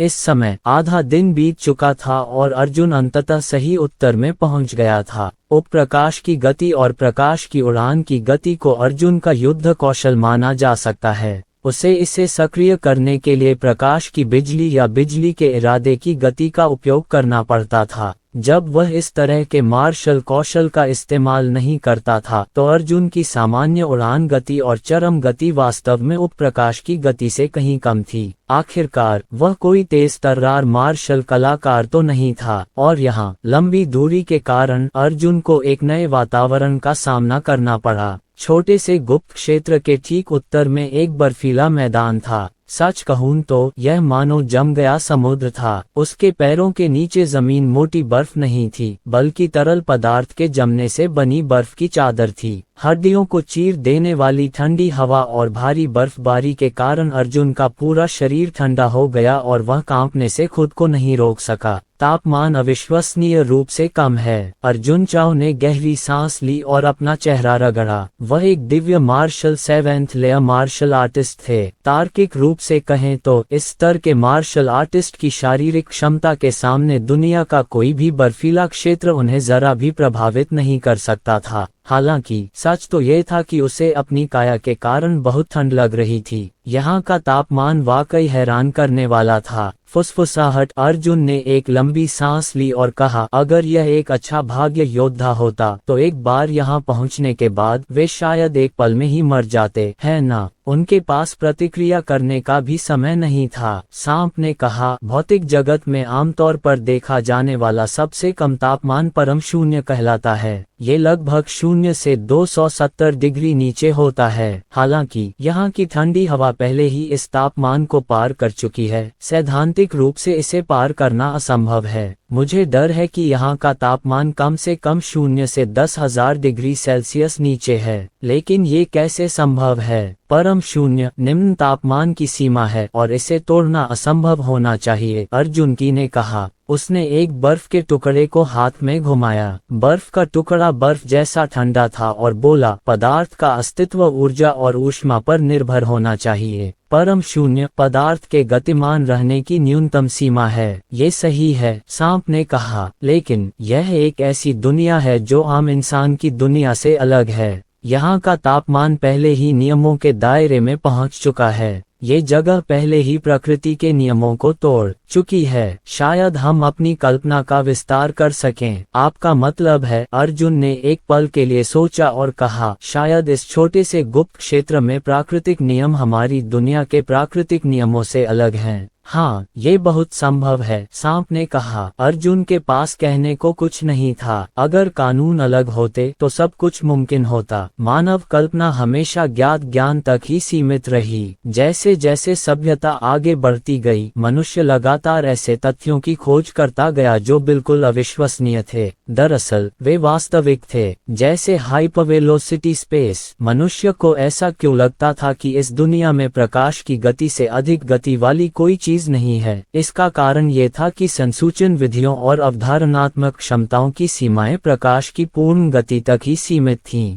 प्रकाश की गति से भी अधिक गति थी, लेकिन कम से कम इस स्तर पर इसे सिद्ध या महसूस नहीं किया जा सका। अर्जुन विशाल बर्फीले मैदानों पर चलते हुए अपने शरीर में वज्र ऊर्जा के संचार को तेज करने के लिए अपनी साधना तकनीक का निरंतर संचालन करते रहे, ताकि उनके शरीर को जीवित रखने के लिए पर्याप्त गर्मी मिल सके। हाँ, चलना, उड़ना नहीं। ऐसा इसलिए था क्योंकि उन्होंने पाया कि इतने कम तापमान पर हर चीज की गति की आवृत्ति बहुत कम हो जाती है। इसमें एक मार्शल कलाकार की आभा भी शामिल थी। इसका मतलब ये था कि यदि अर्जुन को सामान्य ब्लेड लाइट को संघनित करना हो तो उसे सामान्य तापमान से कम 50 गुना अधिक तापमान की आवश्यकता होगी। यहाँ उड़ान भरने में सामान्य उड़ान की तुलना में 50 गुना अधिक बिजली की खपत होती है। हालांकि ये केवल बिजली की ऊर्जा की खपत की गणना करने का एक कारक था। वास्तव में अत्यंत कम तापमान वाले वातावरण में किसी के लिए भी हिलना डुलना बेहद मुश्किल हो जाता था।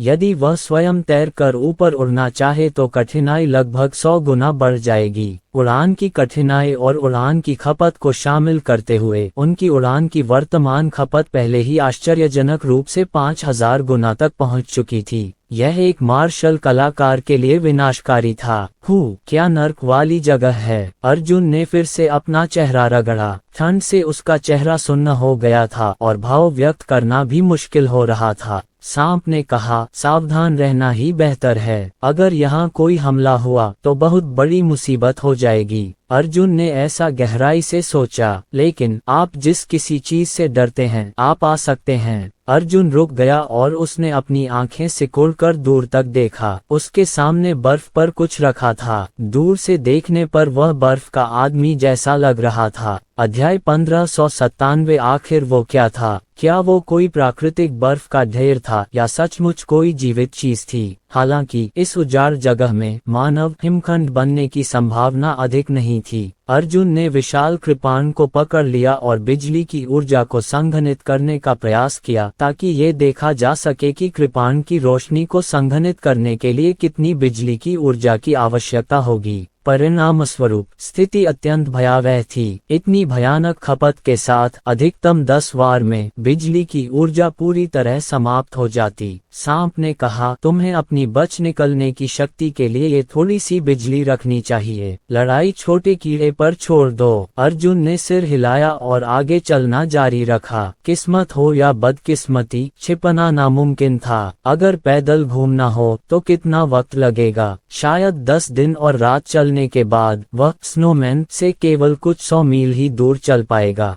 यदि हिममानव वास्तव में एक जीवित प्राणी होता तो वह 1 सेकंड के 10वें हिस्से में सैकड़ों मील की छलांग लगा सकता था और एक पल में अर्जुन को पकड़ सकता था। अर्जुन का मानना था कि इसमें जरूर कोई ऐसी क्षमता होगी। अगर यह इतने कम तापमान में जीवित रह सकता है तो इसके लिए पल भर में सैकड़ों मील उड़ना कोई समस्या नहीं होगी। ये करीब आ रहा है, करीब आ रहा है। हिममानव अर्जुन से केवल 1 या 2 मील की दूरी पर था। अर्जुन रुक गया और ऊपर देखा तो पाया कि हिममानव बिल्कुल भी नहीं हिला था। शायद ये सचमुच बर्फ का ढेर है। क्या आप इसकी जीवंतता के संकेत महसूस कर सकते हैं? अर्जुन ने पूछा। नहीं, सांप ने कहा, लेकिन अजीब बात है, मुझे यकीन नहीं है कि इसमें कोई जीवन शक्ति या जीवंतता है या नहीं। यह एक अगोचर स्थिति है। संक्षेप में, ये काफी अजीब है। यहाँ सब कुछ सामान्य ज्ञान के अनुरूप नहीं है। बेहतर होगा कि अधिक सावधान रहा जाए। अर्जुन तब तक आगे बढ़ता रहा जब तक वह हिममानव से केवल 50 से 60 मीटर दूर नहीं रह गया। इस समय हिममानव सचमुच खड़ा हो गया। अर्जुन का दिल तेजी से धड़क उठा। उसने तुरंत रुककर कीड़े को काबू में किया, उसे चुपचाप अपने पास आने दिया और किसी भी समय लड़ने के लिए तैयार कर दिया।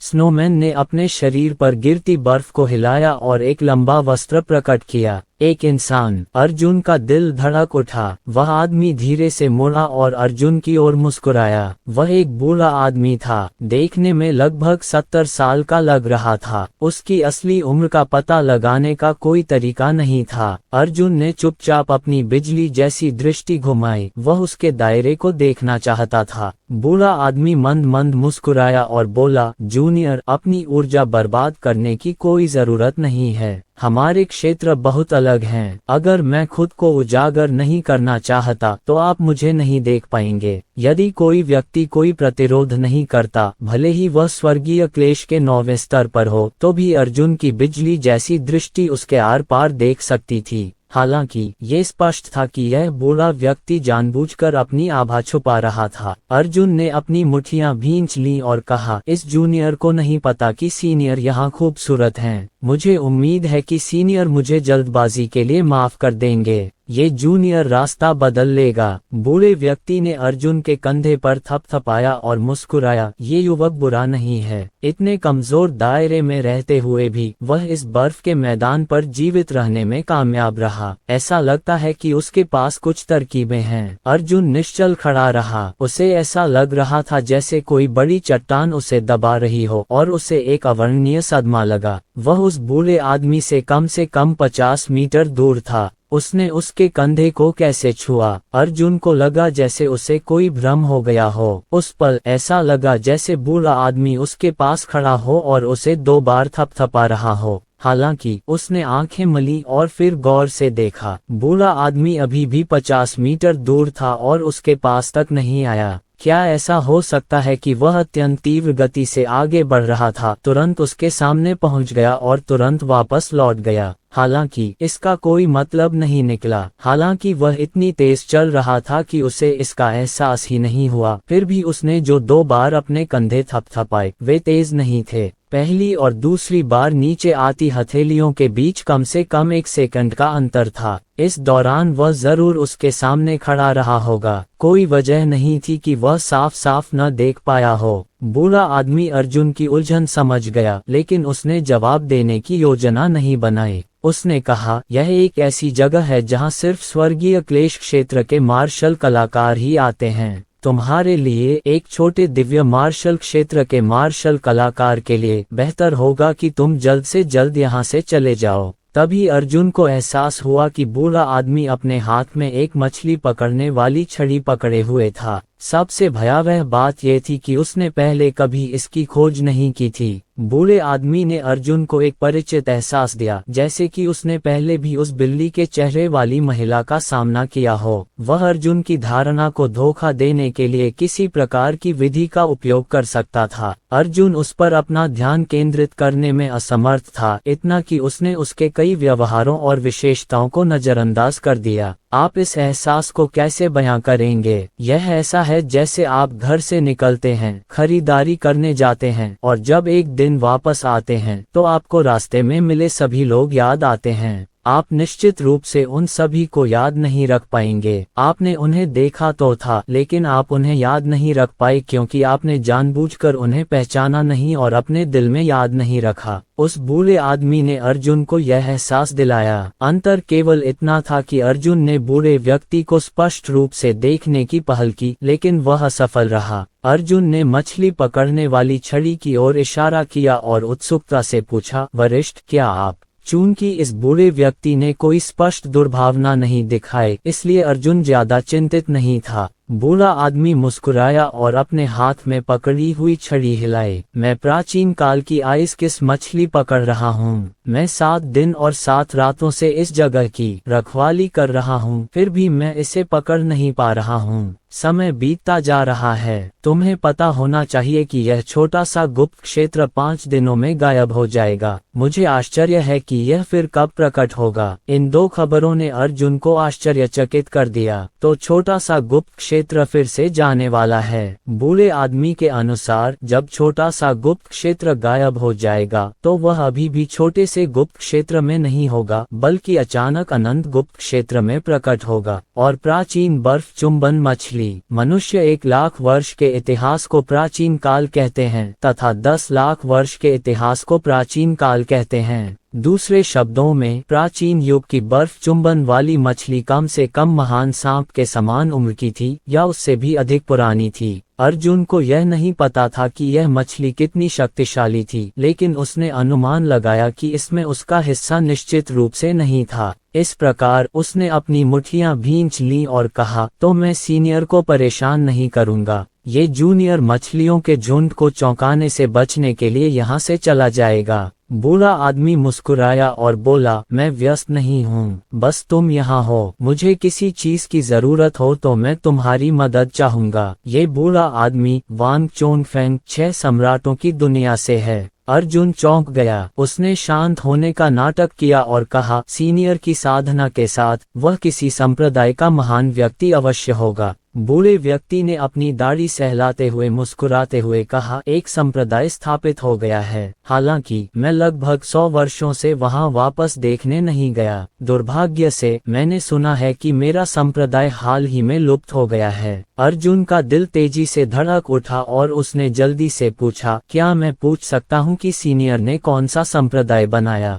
बूढ़ा आदमी मंद मंद मुस्कुराया, विश्व रक्षक संप्रदाय। सर्प बोला, बस हो गया। संसार में ऐसा संयोग ही है। शत्रुओं का मार्ग सचमुच संकरा है। अर्जुन को उम्मीद नहीं थी कि उसकी किस्मत इतनी खराब होगी। दरअसल यही उसकी मुलाकात विश्व रक्षक संप्रदाय के सच्चे संप्रदाय गुरु से हुई। अध्याय 1598 लिटिल बग के कारण अर्जुन को अब इस छोटे से गुप्त क्षेत्र में सिल्वर ब्लड विशियस बीस्ट का डर नहीं था। हालांकि उसने यह नहीं सोचा था कि यहाँ उसका सामना एक स्वर्गीय क्लेश क्षेत्र के विशेषज्ञ से होगा। यह ऐसी चीज थी जिसे लिटिल बग किसी भी कीमत पर हरा नहीं सकता था। हालांकि वांग चोंगफेंग विश्व रक्षक संप्रदाय के विनाश पर इतना क्रोधित नहीं लग रहा था, लेकिन उसे ऐसे व्यक्ति की आदत होनी चाहिए। उसने लापरवाही से एक संप्रदाय बनाया और दुकानदार बन गया। यदि वह संप्रदाय नष्ट हो जाए तो भी उसे बहुत दुख नहीं होगा, लेकिन अगर उसे अपने संप्रदाय का नाश करने वाले दुश्मन का पता चल जाए तो बात अलग है। वह फिर भी सहजता से बदला ले लेगा। एक जूनियर बूढ़े व्यक्ति ने कहा, आपके विचलित भाव को देखकर लगता है कि विश्व रक्षक संप्रदाय शब्दों पर आपकी तीव्र भावनात्मक प्रतिक्रिया हुई है। अर्जुन का भेष पहले से ही बहुत अच्छा था। उसे शांत कहा जा सकता था, लेकिन बूढ़े आदमी को अभी भी पता चल गया था। अर्जुन ने अपनी मुट्ठियां भींचते हुए कहा, सच कहूं तो ये कनिष्ठ भी 6 सम्राटों की दुनिया से है, जो वेलुरियम संप्रदाय का अधीनस्थ है। बूढ़ा आदमी हंसा, तो ये पड़ोसी है। अर्जुन ने सिर हिलाया और कहा, जिस दिन रिलीफ सेक्ट का सफाया हुआ उस दिन ये जूनियर भी पास में ही था। मैंने वह भयानक दृश्य देखा था और जब भी मैं उसे याद करता हूँ मेरे दिल में डर समा जाता है। बूढ़े व्यक्ति ने सिर हिलाया और कहा, मैंने उसके बारे में पहले ही सुना है। क्या उसने सचमुच मेरे विश्व रक्षक संप्रदाय को नष्ट कर दिया है? क्या वह वास्तव में एक दिव्य मार्शल क्षेत्र का युवक है? अर्जुन ने कहा, मैंने सुना है कि ऐसा ही है, लेकिन ये जूनियर वास्तव में इन अफवाहों पर विश्वास नहीं करता है। बूढ़े आदमी ने कहा, मैंने भी उसे नहीं देखा। ऐसा कहा जाता है कि इस युवक का बाई हे मिंगलिंग ने पीछा किया था। इतिहास में ये पहली बार है कि वह बाई हे डू में इतनी बड़ी लड़ाई का कारण बन पाया है। मुझे लगता है कि अर्जुन के पास सचमुच कुछ चालें हैं। ये स्थान लंबे समय तक रहने के लिए उपयुक्त नहीं है। अर्जुन ने अपनी मुट्ठियां भींच ली और कहा, ये जूनियर आपको परेशान नहीं करेगा। बूढ़े आदमी ने अर्जुन के कंधे पर थपथपाया और मुस्कुराया, मुझ पर एक एहसान करो।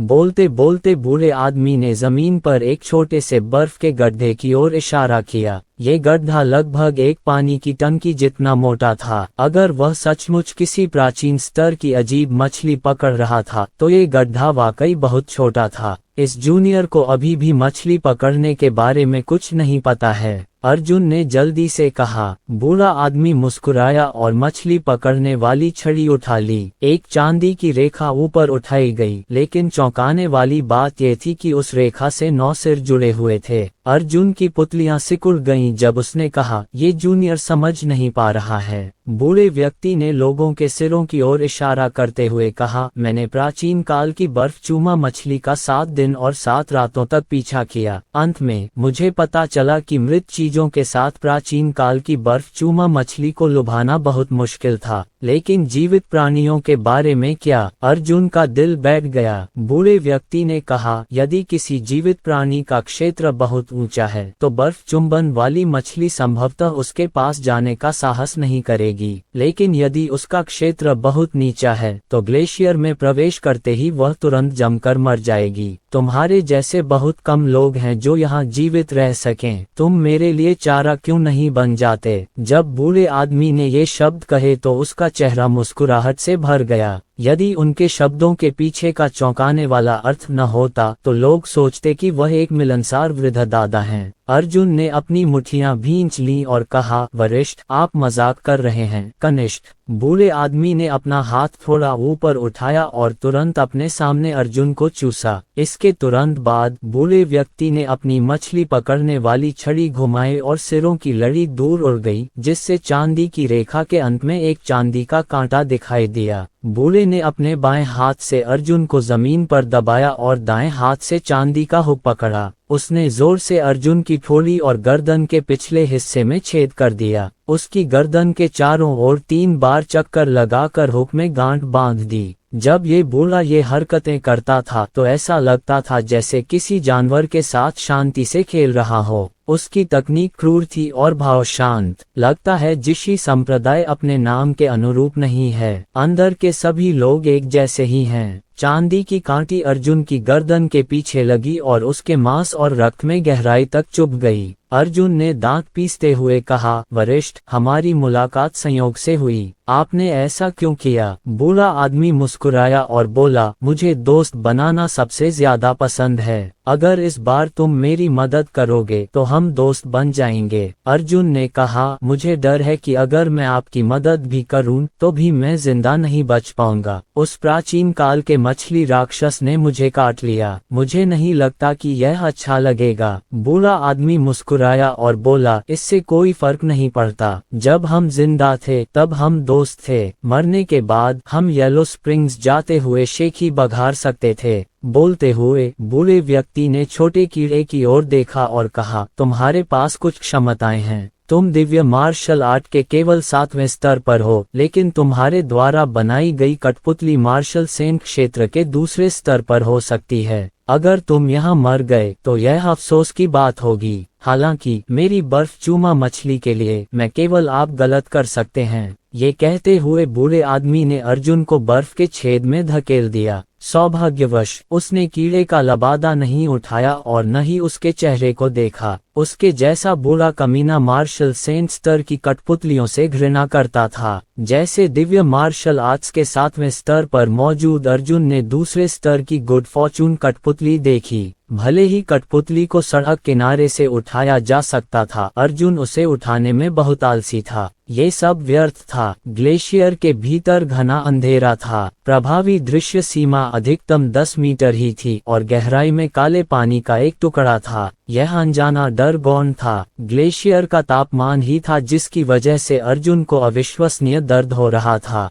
वह अपने शरीर का तापमान बनाए रखने के लिए केवल अपनी साधना तकनीक को लगातार प्रसारित कर सकता था, अन्यथा वह मात्र कुछ सेकंड में ही जमकर मर जाता। बर्फ की चोटी पर बूढ़े आदमी ने संतोष में सिर हिलाया। बुरा नहीं, वास्तव में जीवित रहने में सक्षम। अर्जुन ग्लेशियर में उल्टा लटक गया और बोला, वरिष्ठ, मुझे जीवित रहने दोगे? मेरे हाथ में कुछ उच्च श्रेणी के पवित्र आत्मा पत्थर हैं। मैं बूढ़े आदमी ने मुस्कुराकर अपना सिर हिलाया। होशिंग, क्या तुम्हें लगता है कि मेरे स्तर पर मुझे अभी भी पवित्र आत्मा के पत्थरों की आवश्यकता है? उसने अपनी दाढ़ी को सहलाते हुए कहा, इस समय मैं इस बात को लेकर चिंतित नहीं हूँ कि मैं अपने साधना स्तर को कैसे बढ़ाऊं, बल्कि इस बात को लेकर चिंतित हूँ कि बिजली का प्रकोप कैसे होगा। बिजली क्लेश। अर्जुन का दिल धड़क उठा। क्या ये बूढ़ा आदमी पहले से ही स्वर्गीय क्लेश के 9वें स्तर पर है? यह असंभव था। उसने अनुमान लगाया कि वह स्वर्गीय क्लेश के केवल 8वें स्तर पर था। हालांकि उसके स्वर से लग रहा था कि स्वर्गीय क्लेश के 9वें स्तर पर पहुंचने में बस कुछ ही समय बाकी था।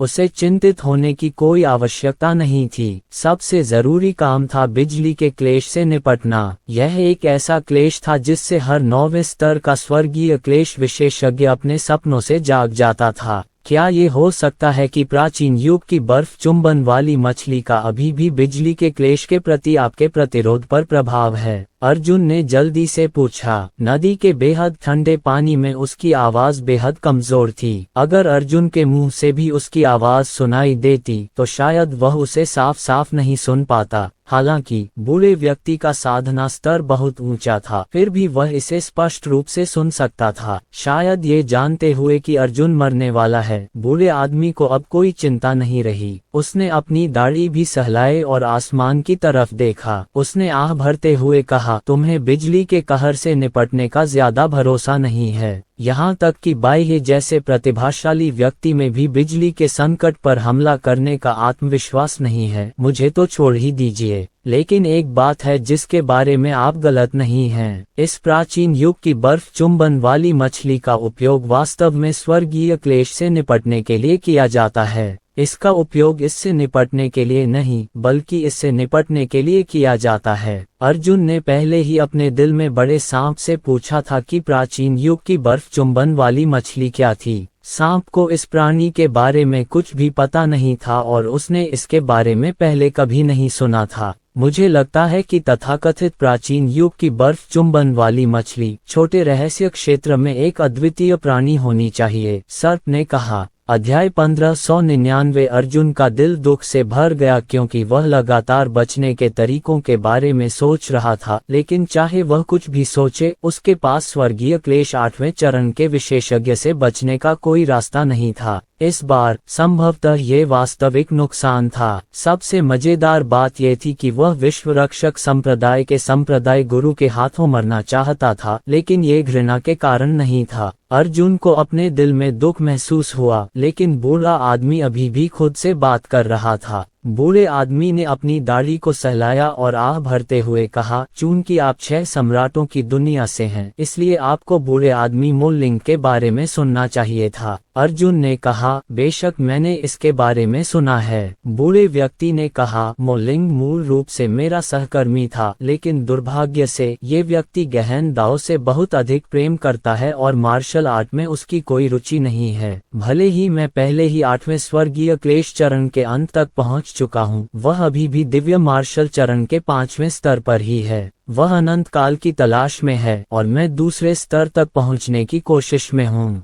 हम दोनों अलग हैं। हालांकि ये व्यक्ति सचमुच एक प्रतिभाशाली व्यक्ति है। अब आपको ये बताने में कोई हर्ज नहीं है। शाश्वत शरीर प्राप्त करने के लिए उसने 2 प्रकार की दिव्य गोलियां बनाई। एक को स्पिरिट वॉर्ड पिल कहा जाता है। शुरुआत में उन्होंने अमरता के लिए इस गोली का अध्ययन किया। हालांकि बाद में उन्हें पता चला कि यह गोली उन्हें अमर नहीं बना सकती, लेकिन यह एक और अनोखा प्रभाव पैदा कर सकती है, अर्थात राज्य की पूर्णता। इसलिए जब वह सफल हुआ तो वह आत्मा शून्य गोली को परिष्कृत करने के लिए आवश्यक सामग्री प्राप्त करने में असमर्थ रहा। एक और वह जिस चीज की तलाश कर रहा था वह उसके साधना क्षेत्र में पूर्णता नहीं थी। इस प्रकार उसने इस गोली के फॉर्मूले को छोड़ दिया और 4 आत्मा दिव्य गोली नामक एक नई प्रकार की गोली का अध्ययन करना शुरू कर दिया। उसे स्पिरिट वॉर्ड पिल नहीं चाहिए, लेकिन मुझे चाहिए। संयोगवश मैंने चुपके से उसकी स्पिरिट वॉर्ड पिल का फॉर्मूला और स्पिरिट वॉर्ड पिल का अर्ध तैयार उत्पाद ले लिया। इस अर्ध तैयार गोली को बनाने के लिए 3 अन्य दुर्लभ सामग्रियों की आवश्यकता होती है, जो हर 10 लाख वर्ष में एक बार ही मिलती हैं। मैं 100 साल से भी ज्यादा समय से जिंदगी के हर पहलू से दूर रहा हूँ और आखिरकार मैंने 2 लोगों को इकट्ठा कर लिया है। मुझे बस इस आखिरी आइस किस्ट फिश की कमी खल रही है।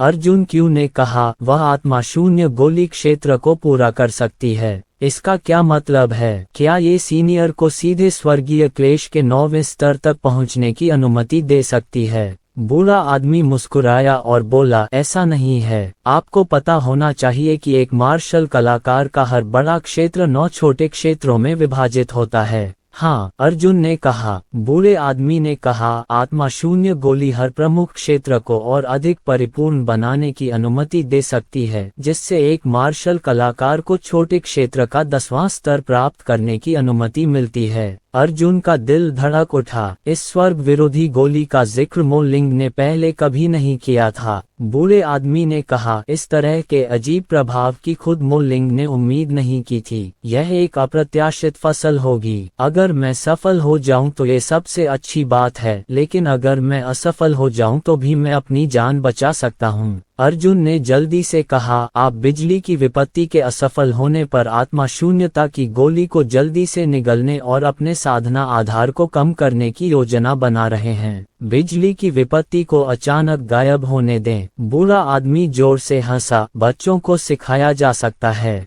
बिजली के प्रकोप के दौरान मार्शल कलाकार ये तय नहीं कर पा रहे थे कि यह कब समाप्त होगा। बिजली के प्रकोप के प्रकट होने के बाद इसके केवल दो ही परिणाम होंगे, या तो मार्शल कलाकार को मौत के घाट उतार दिया गया, या मार्शल कलाकार आधे रास्ते में हार माने बिना जीवित रहने में कामयाब रहा और बिजली का प्रकोप स्वतः ही गायब हो गया। हालांकि आत्मा शून्य गोली स्पष्ट रूप से संभव थी। मार्शल आर्टिस्ट का हर बड़ा क्षेत्र 9 छोटे स्तरों में बंटा होता था। अगर कोई स्पिरिट वर्ड पिल निगल लेता तो पिछला क्षेत्र 9 स्तरों से 10 स्तरों में बदल जाता था। इसका मतलब ये था कि मार्शल कलाकार का वर्तमान क्षेत्र पिछले क्षेत्र के छोटे अंतर को पूरा करने के लिए तेजी से घटेगा। वांग चोनफेंग के लिए अगर उसने स्वर्गीय क्लेश के 9वें स्तर पर आत्मा शून्यता की गोली निगल ली तो वह 9वें स्तर का भुगतान करेगा और सीधे स्वर्गीय क्लेश के पहले स्तर पर गिर जाएगा। शायद स्वर्गीय मार्शल संत क्षेत्र में भी यह एक अच्छी चीज नहीं है। एक मार्शल कलाकार को अपनी साधना क्षेत्र को बढ़ाने के लिए कड़ी मेहनत करनी पड़ती है, लेकिन बहुत देर हो चुकी होती है। कौन अपने साधना क्षेत्र के आगे समर्पण करने को तैयार होता? हालांकि इसके कुछ फायदे भी थे। अगर कोई 10वें स्तर तक पहुंच जाता तो उसकी मार्शल आर्ट की नींव और मजबूत हो जाती और उसकी ताकत में भी काफी इजाफा हो जाता। हालांकि अपने साधना क्षेत्र का उपयोग मार्शल आर्ट की नींव के बदले में करना, चाहे जो भी हो, यह इसके लायक नहीं था। दूसरी ओर अर्जुन सोचने लगी, यह आध्यात्मिक शून्यता की गोली वांग चोनफेंग पर इस्तेमाल करने लायक नहीं थी, लेकिन उस पर इस्तेमाल करने लायक थी। वह केवल दिव्य मार्शल क्षेत्र में था। अगर वह इसे छोड़ना भी चाहता तो उसे केवल 7 छोटी परतें खोनी पड़ती और दिव्य मार्शल क्षेत्र में वापस लौटना पड़ता। हालांकि उसके पास पर्याप्त पवित्र आत्मा पत्थर थे। अगर उसे दिव्य मार्शल तकनीक के पहले स्तर से दूसरे स्तर तक पहुंचना था तो उसे केवल एक खाने की जरूरत थी। उसके हाथ में 500 पत्थर थे, इसलिए वह आसानी से फिर से ऊपर जा सकता था। हालांकि ये केवल एक कल्पना थी। उसे आत्मा शून्य गोली खाने का मौका कैसे मिल सकता था? वरिष्ठ, बहुत समय हो गया है, मैं तो ठंड से मर जाऊंगी, अर्जुन ने कांपती आवाज में कहा। बूढ़े आदमी ने एक पल सोचा और फिर अर्जुन को ऊपर उठा लिया। अपने डिपक्यू से उसके शरीर को गर्म करने के बाद उसने अर्जुन को फिर से ग्लेशियर में डाल दिया। अर्जुन ने कहा, वरिष्ठ, वह प्राचीन काल की बर्फ चूमा मछली शायद यहाँ नहीं है। अगर वह यहाँ होती तो पहले ही चारा खा चुकी होती। तुम मुझे जाने क्यों नहीं देते? बूढ़ा आदमी मुस्कुराया और बोला, नहीं, ये यही होना चाहिए। ये तीसरी बार है कि मैं इस छोटे से गुप्त क्षेत्र में प्रवेश कर रहा हूँ। मैंने पहले ही बर्फ चुंबन वाली मछली की स्थिति को स्पष्ट रूप से छू लिया है। अर्जुन ने भी हार मान ली थी। ऐसा लग रहा था कि चाहे कुछ भी हो जाए, वह इस बूढ़े कमीने को मना नहीं पाएगा। सर्प ने कहा, क्या बचने का कोई और रास्ता है? अगर तुम सचमुच नहीं बच सकते तो स्वप्नलोक में भाग जाओ। अर्जुन ने अपना सिर हिलाया और मन ही मन सोचा, नहीं, अगर मैं गायब भी हो जाऊं तो भी वह यहाँ से नहीं जाएगा। भले ही उसके दिल में आइस किस्ट फिश के बारे में सोच रहा हो, वह फिर भी यहीं रहेगा। 1 घंटे बाद जब मैं अपने सपनों की दुनिया से बाहर आऊंगी तो क्या मैं फिर से उसके सामने नहीं आऊंगी?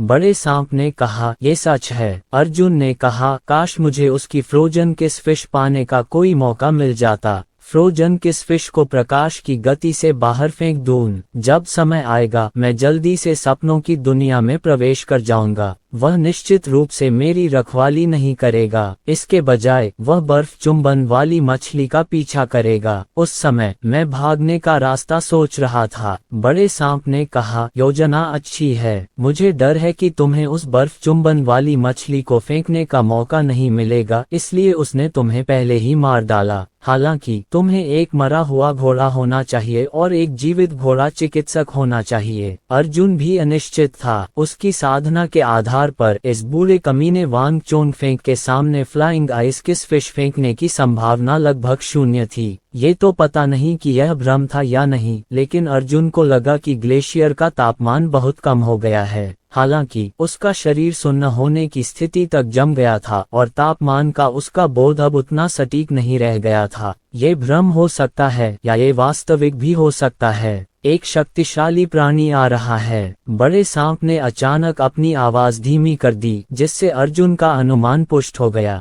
बर्फ से चूमी मछली। अर्जुन ने जल्दी से पूछा। सर्प बोला, मुझे नहीं मालूम, लेकिन उस प्राणी की जीवन शक्ति अत्यंत दुर्लभ है। ये प्राणी कम से कम 3 मिलियन वर्षों से जीवित है। अर्जुन का दिल धड़क उठा। वह बर्फ चुंबन वाली मछली थी। मुझे उम्मीद नहीं थी कि ऐसा राक्षस सचमुच आएगा। क्या मैं इसके द्वारा काट कर मर जाऊंगा? अर्जुन ने चिंतित होकर सोचा। यह इस बात पर निर्भर करता है कि वह कितना काटता है। बड़ा सांप कड़वाहट से मुस्कुराया। हाँ, बस अपने टखने को काटो, चाहे कुछ भी हो जाए, यह नहीं मरेगा। हालांकि यदि वह एक ही बार में अपने शरीर का आधा हिस्सा काट ले तो निस्संदेह उसकी मृत्यु हो जाएगी। अर्जुन के शरीर में कोई घातक कमजोरी नहीं थी, लेकिन उसे यहाँ के तापमान पर विचार करना पड़ा। यदि उसका आधा शरीर नष्ट हो जाता तो वह अपनी चोटों से नहीं मरता, बल्कि वह ठंड से मर जाता, क्योंकि बिजली की ऊर्जा सामान्य रूप से प्रसारित नहीं हो पाती। जैसे ही वह सोच रहा था, गहरे पानी से एक विशाल काली आकृति प्रकट हुई। अध्याय 1600 अनगिनत बार जीवन और मृत्यु का अनुभव करने के बाद अर्जुन की मृत्यु का खतरा धीरे धीरे कम होता जा रहा था। उसे जरा भी डर या घबराहट नहीं थी, पर वह सचमुच बहुत चिंतित था। उसके दिमाग में बस यही चल रहा था कि बर्फ चुंबन वाली मछली के जानलेवा काटने से कैसे बचा जाए। ये देखकर कि विशाल काली छाया करीब आ रही थी, अर्जुन ने अपनी दयनीय गड़गड़ाहट ऊर्जा को संघनित करना शुरू कर दिया। इस चरम वातावरण में बिजली की सारी ऊर्जा को एक साथ छोड़ना संभवतः थोड़ी दूरी तक दौड़ने के लिए पर्याप्त होगा। धीरे धीरे एक अजीब छोटी मछली प्रकट हुई। यह अर्जुन की कल्पना से कहीं अधिक छोटा था तथा उस रूपरेखा से भी छोटा था जो उसने अभी अभी देखी थी। ये छोटी मछली केवल एक हथेली के आकार की थी। मत भ्रम। अर्जुन स्तब्ध रह गया और मन ही मन सोचने लगा, क्या ये चीज पहले पहाड़ जितनी बड़ी नहीं थी, अब ये छोटी क्यों है? क्या मैंने गलत परछाई देख ली? छोटी मछली का पूरा शरीर बर्फ की तरह सफेद था। उसके सिर पर एक आंख, चेहरे पर 2 आंखें और 3 आंखें त्रिभुजाकार दिख रही थीं।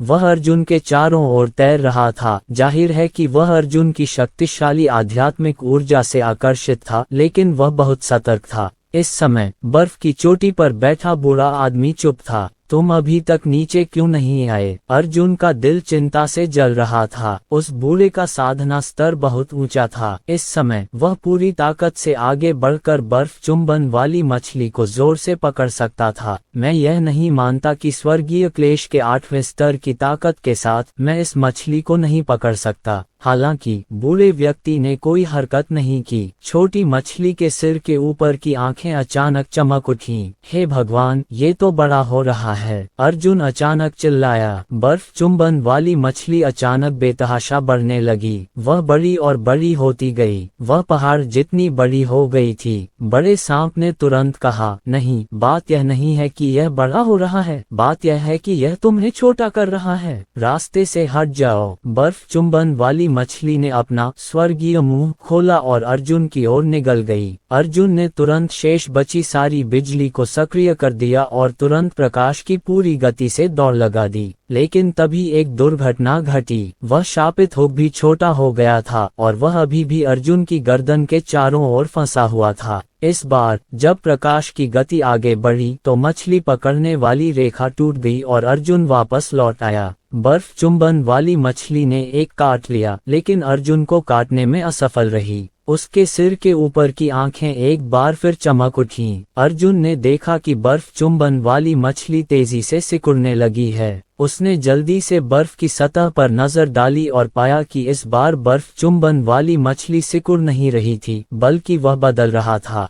वह बड़ा हो गया था। अर्जुन 7 से 8 मीटर की ऊंचाई तक बढ़ गया था। बर्फ चुंबन वाली मछली ने मुंह खोला और उसे फिर से निगल लिया। उसका शरीर तो बस हथेली के आकार का था, लेकिन मुंह खोलने के बाद उसकी ऊंचाई 7-8 मीटर हो गई। क्या बकवास है। अर्जुन की पुतलियां सिकुड़ गईं। हालांकि उसकी सारी वज्र ऊर्जा खर्च हो चुकी थी और वह उसे चकमा नहीं दे पा रहा था। वह बस अपने शरीर को तेजी से हिला पा रहा था। इस प्रकार की गति बर्फ चुंबन वाली मछली के काटने से बचने के लिए पर्याप्त नहीं थी। मछली ने एक ही बार में अर्जुन के पैरों को काट लिया। उसी समय मछली पकड़ने की रेखा अचानक उठ गई, जिससे अर्जुन और बर्फ चुंबन वाली मछली बर्फ से ऊपर उठ गई। बर्फ चुंबन वाली मछली असाधारण रूप से सतर्क थी। जैसे ही उसे बर्फ से बाहर निकाला गया, उसने अर्जुन को छोड़ दिया। जैसे ही वह वापस बर्फ के गड्ढे में गिरी, उसके सिर के ऊपर की आंखें चमक रही थीं। वांग चोंगफेंग तेज तर्रार था और आगे बढ़ा। उसने अपने बाएं हाथ से मछली को पकड़ लिया और अपने दाहिने हाथ से बर्फ चुंबन वाली मछली के सिर के ऊपर वाली तीसरी आंख को ढक दिया। इस बार बर्फ चुंबन वाली मछली की लोगों को बड़ा और छोटा करने की क्षमता अब प्रभावी नहीं थी। हाँ, मैंने आखिरकार तुम्हें पकड़ ही लिया। बूढ़ा आदमी खुशी से नाचते हुए बोला, 2 पाठों के बाद भी तुम मुझसे निपटने के लिए अपनी आंखों का इस्तेमाल करना चाहते हो। अर्जुन के पैर टूट गए थे, लेकिन उन्हें अलग नहीं किया गया था।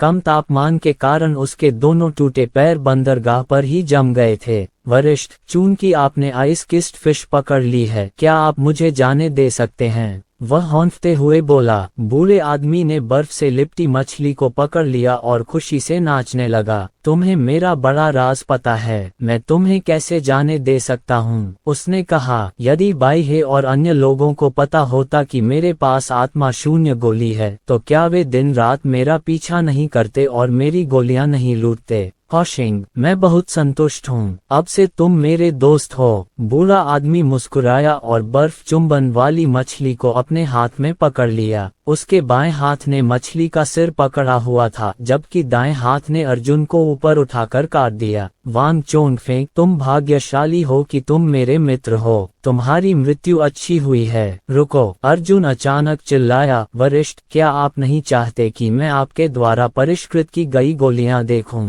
वांग चोंगफेंग दंग रह गया। अर्जुन ने कहा, आत्मा शून्य गोली किस प्रकार का खजाना है? चूंकि आप इसे गुप्त रखना चाहते हैं, तो क्या यह ऐतिहासिक क्षण अप्राप्य नहीं है? वांग चोंगफेंग मुस्कुराए और बोले, इसे बनाओ, इसे बनाते रहो। ये कारण बहुत ही बेढंगा है। अगर तुम जीने के लिए ज्यादा समय खरीदना चाहते हो, तो तुम्हें इसे और भी उचित ढंग से बनाना होगा। ऐसा नहीं है कि मैं कोई कीमियागर हूँ। मुझे इससे कोई फर्क नहीं पड़ता कि मैं उसे देख पाऊं या नहीं। अर्जुन ने जल्दी से कहा, इस जूनियर की लंबे समय से पोषित इच्छा को पूरा करने के बारे में क्या ख्याल है? आखिरकार इस जूनियर ने आपके लिए आइस किस्ट फिश पकड़ने के लिए अपना जीवन लगा दिया। क्या आपने ये भी नहीं कहा था कि आप मेरे साथ एक दोस्त की तरह व्यवहार करते हैं? क्यों न अपने मित्र के मरने से पहले आत्मा शून्य गोली पर एक नजर डाल ली जाए? मेरी अल्पखेती के कारण आपको मुझसे क्या डर लग रहा है? बूढ़े व्यक्ति ने सिर हिलाया और कहा, ठीक है, इसे ऐसे समझो जैसे मैंने अपने लिए कुछ अंधेरा इकट्ठा कर लिया है। भविष्य में ये बिजली के प्रकोप से निपटने में मददगार हो सकता है। बूढ़े कमीने ने 2 चांदी की सुइयां छोड़ी और अर्जुन की भुजाओं को बर्फ में ठोंक दिया। फिर उसने कुछ चीजें निकाली, एक गोली भट्टी, एक औषधीय गोली जो सुनहरी रोशनी उत्सर्जित करती थी, एक लाल आध्यात्मिक जड़ी बूटी और एक नेत्रगोलक। लाल आध्यात्मिक जड़ी बूटी को बाहर निकालते ही इंद्रधनुषी प्रकाश की एक किरण सीधे आकाश में उठी। फिर इंद्रधनुषी प्रकाश की किरण एक कोने से मुड़ी और नीचे उतरकर आध्यात्मिक जड़ी बूटी में पुनः विलीन हो गई। अर्जुन का दिल धड़क उठा। इतनी भयानक गोली शायद 9वीं कक्षा में ही पढ़ ली गई होगी, और वह आंख तो और भी ज्यादा चौंकाने वाली थी। वह असल में एक ड्रैगन की आंख थी। अर्जुन ने ठंडी सांस ली। मैंने सुना है कि ओल्ड मैन मो लिंग जीवन भर ड्रैगन के खून की खोज में लगा रहा है, लेकिन मुझे उम्मीद नहीं थी कि तुम उससे पहले ऐसा कर पाओगे।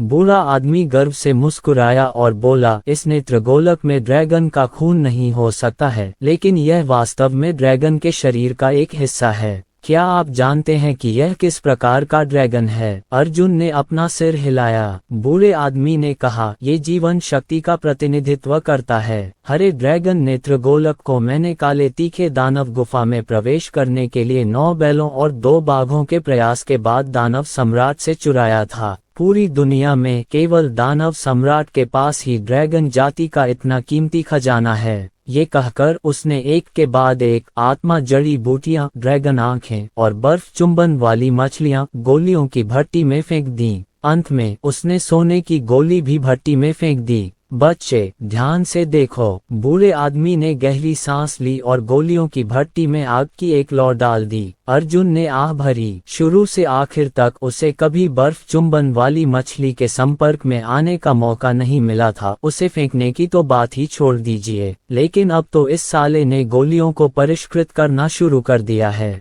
परिष्कृत करने के बाद हथेली के एक ही वार से इसकी मौत हो जाएगी। यद्यपि प्राचीन युग की बर्फ चुंबन वाली मछली दुर्जय थी, लेकिन इसकी पूंछ 8वें स्वर्गीय क्लेश विशेषज्ञ की लपटों में आगे पीछे फड़फड़ाती थी, जिससे यह अत्यंत दर्दनाक लगती थी। जहां तक इस बूढ़े व्यक्ति की बात है, उसने आत्मा शून्य गोली का सूत्र स्पष्ट रूप से याद कर लिया था। यद्यपि वह शुद्ध रूप से जुबानदाव साधक नहीं था, फिर भी उसके अत्यंत उच्च क्षेत्र ने उसे अग्नि को चरम सीमा तक नियंत्रित करने की अनुमति दी। इसमें संपूर्ण फॉर्मूला, संपूर्ण सामग्री और आधी अधूरी स्पिरिट वर्ड पिल्स थी, जिन्हें मोलिंग ने व्यक्तिगत रूप से परिष्कृत किया था। इस गोली का मिश्रण सफल होना तय था। अर्जुन ने एक पल के लिए संघर्ष किया, लेकिन वह बिल्कुल भी हिल नहीं सका। चांदी की 2 सुइयां ऐसी थीं जिन्हें अर्जुन किसी भी कीमत पर नहीं छुड़ा सकता था।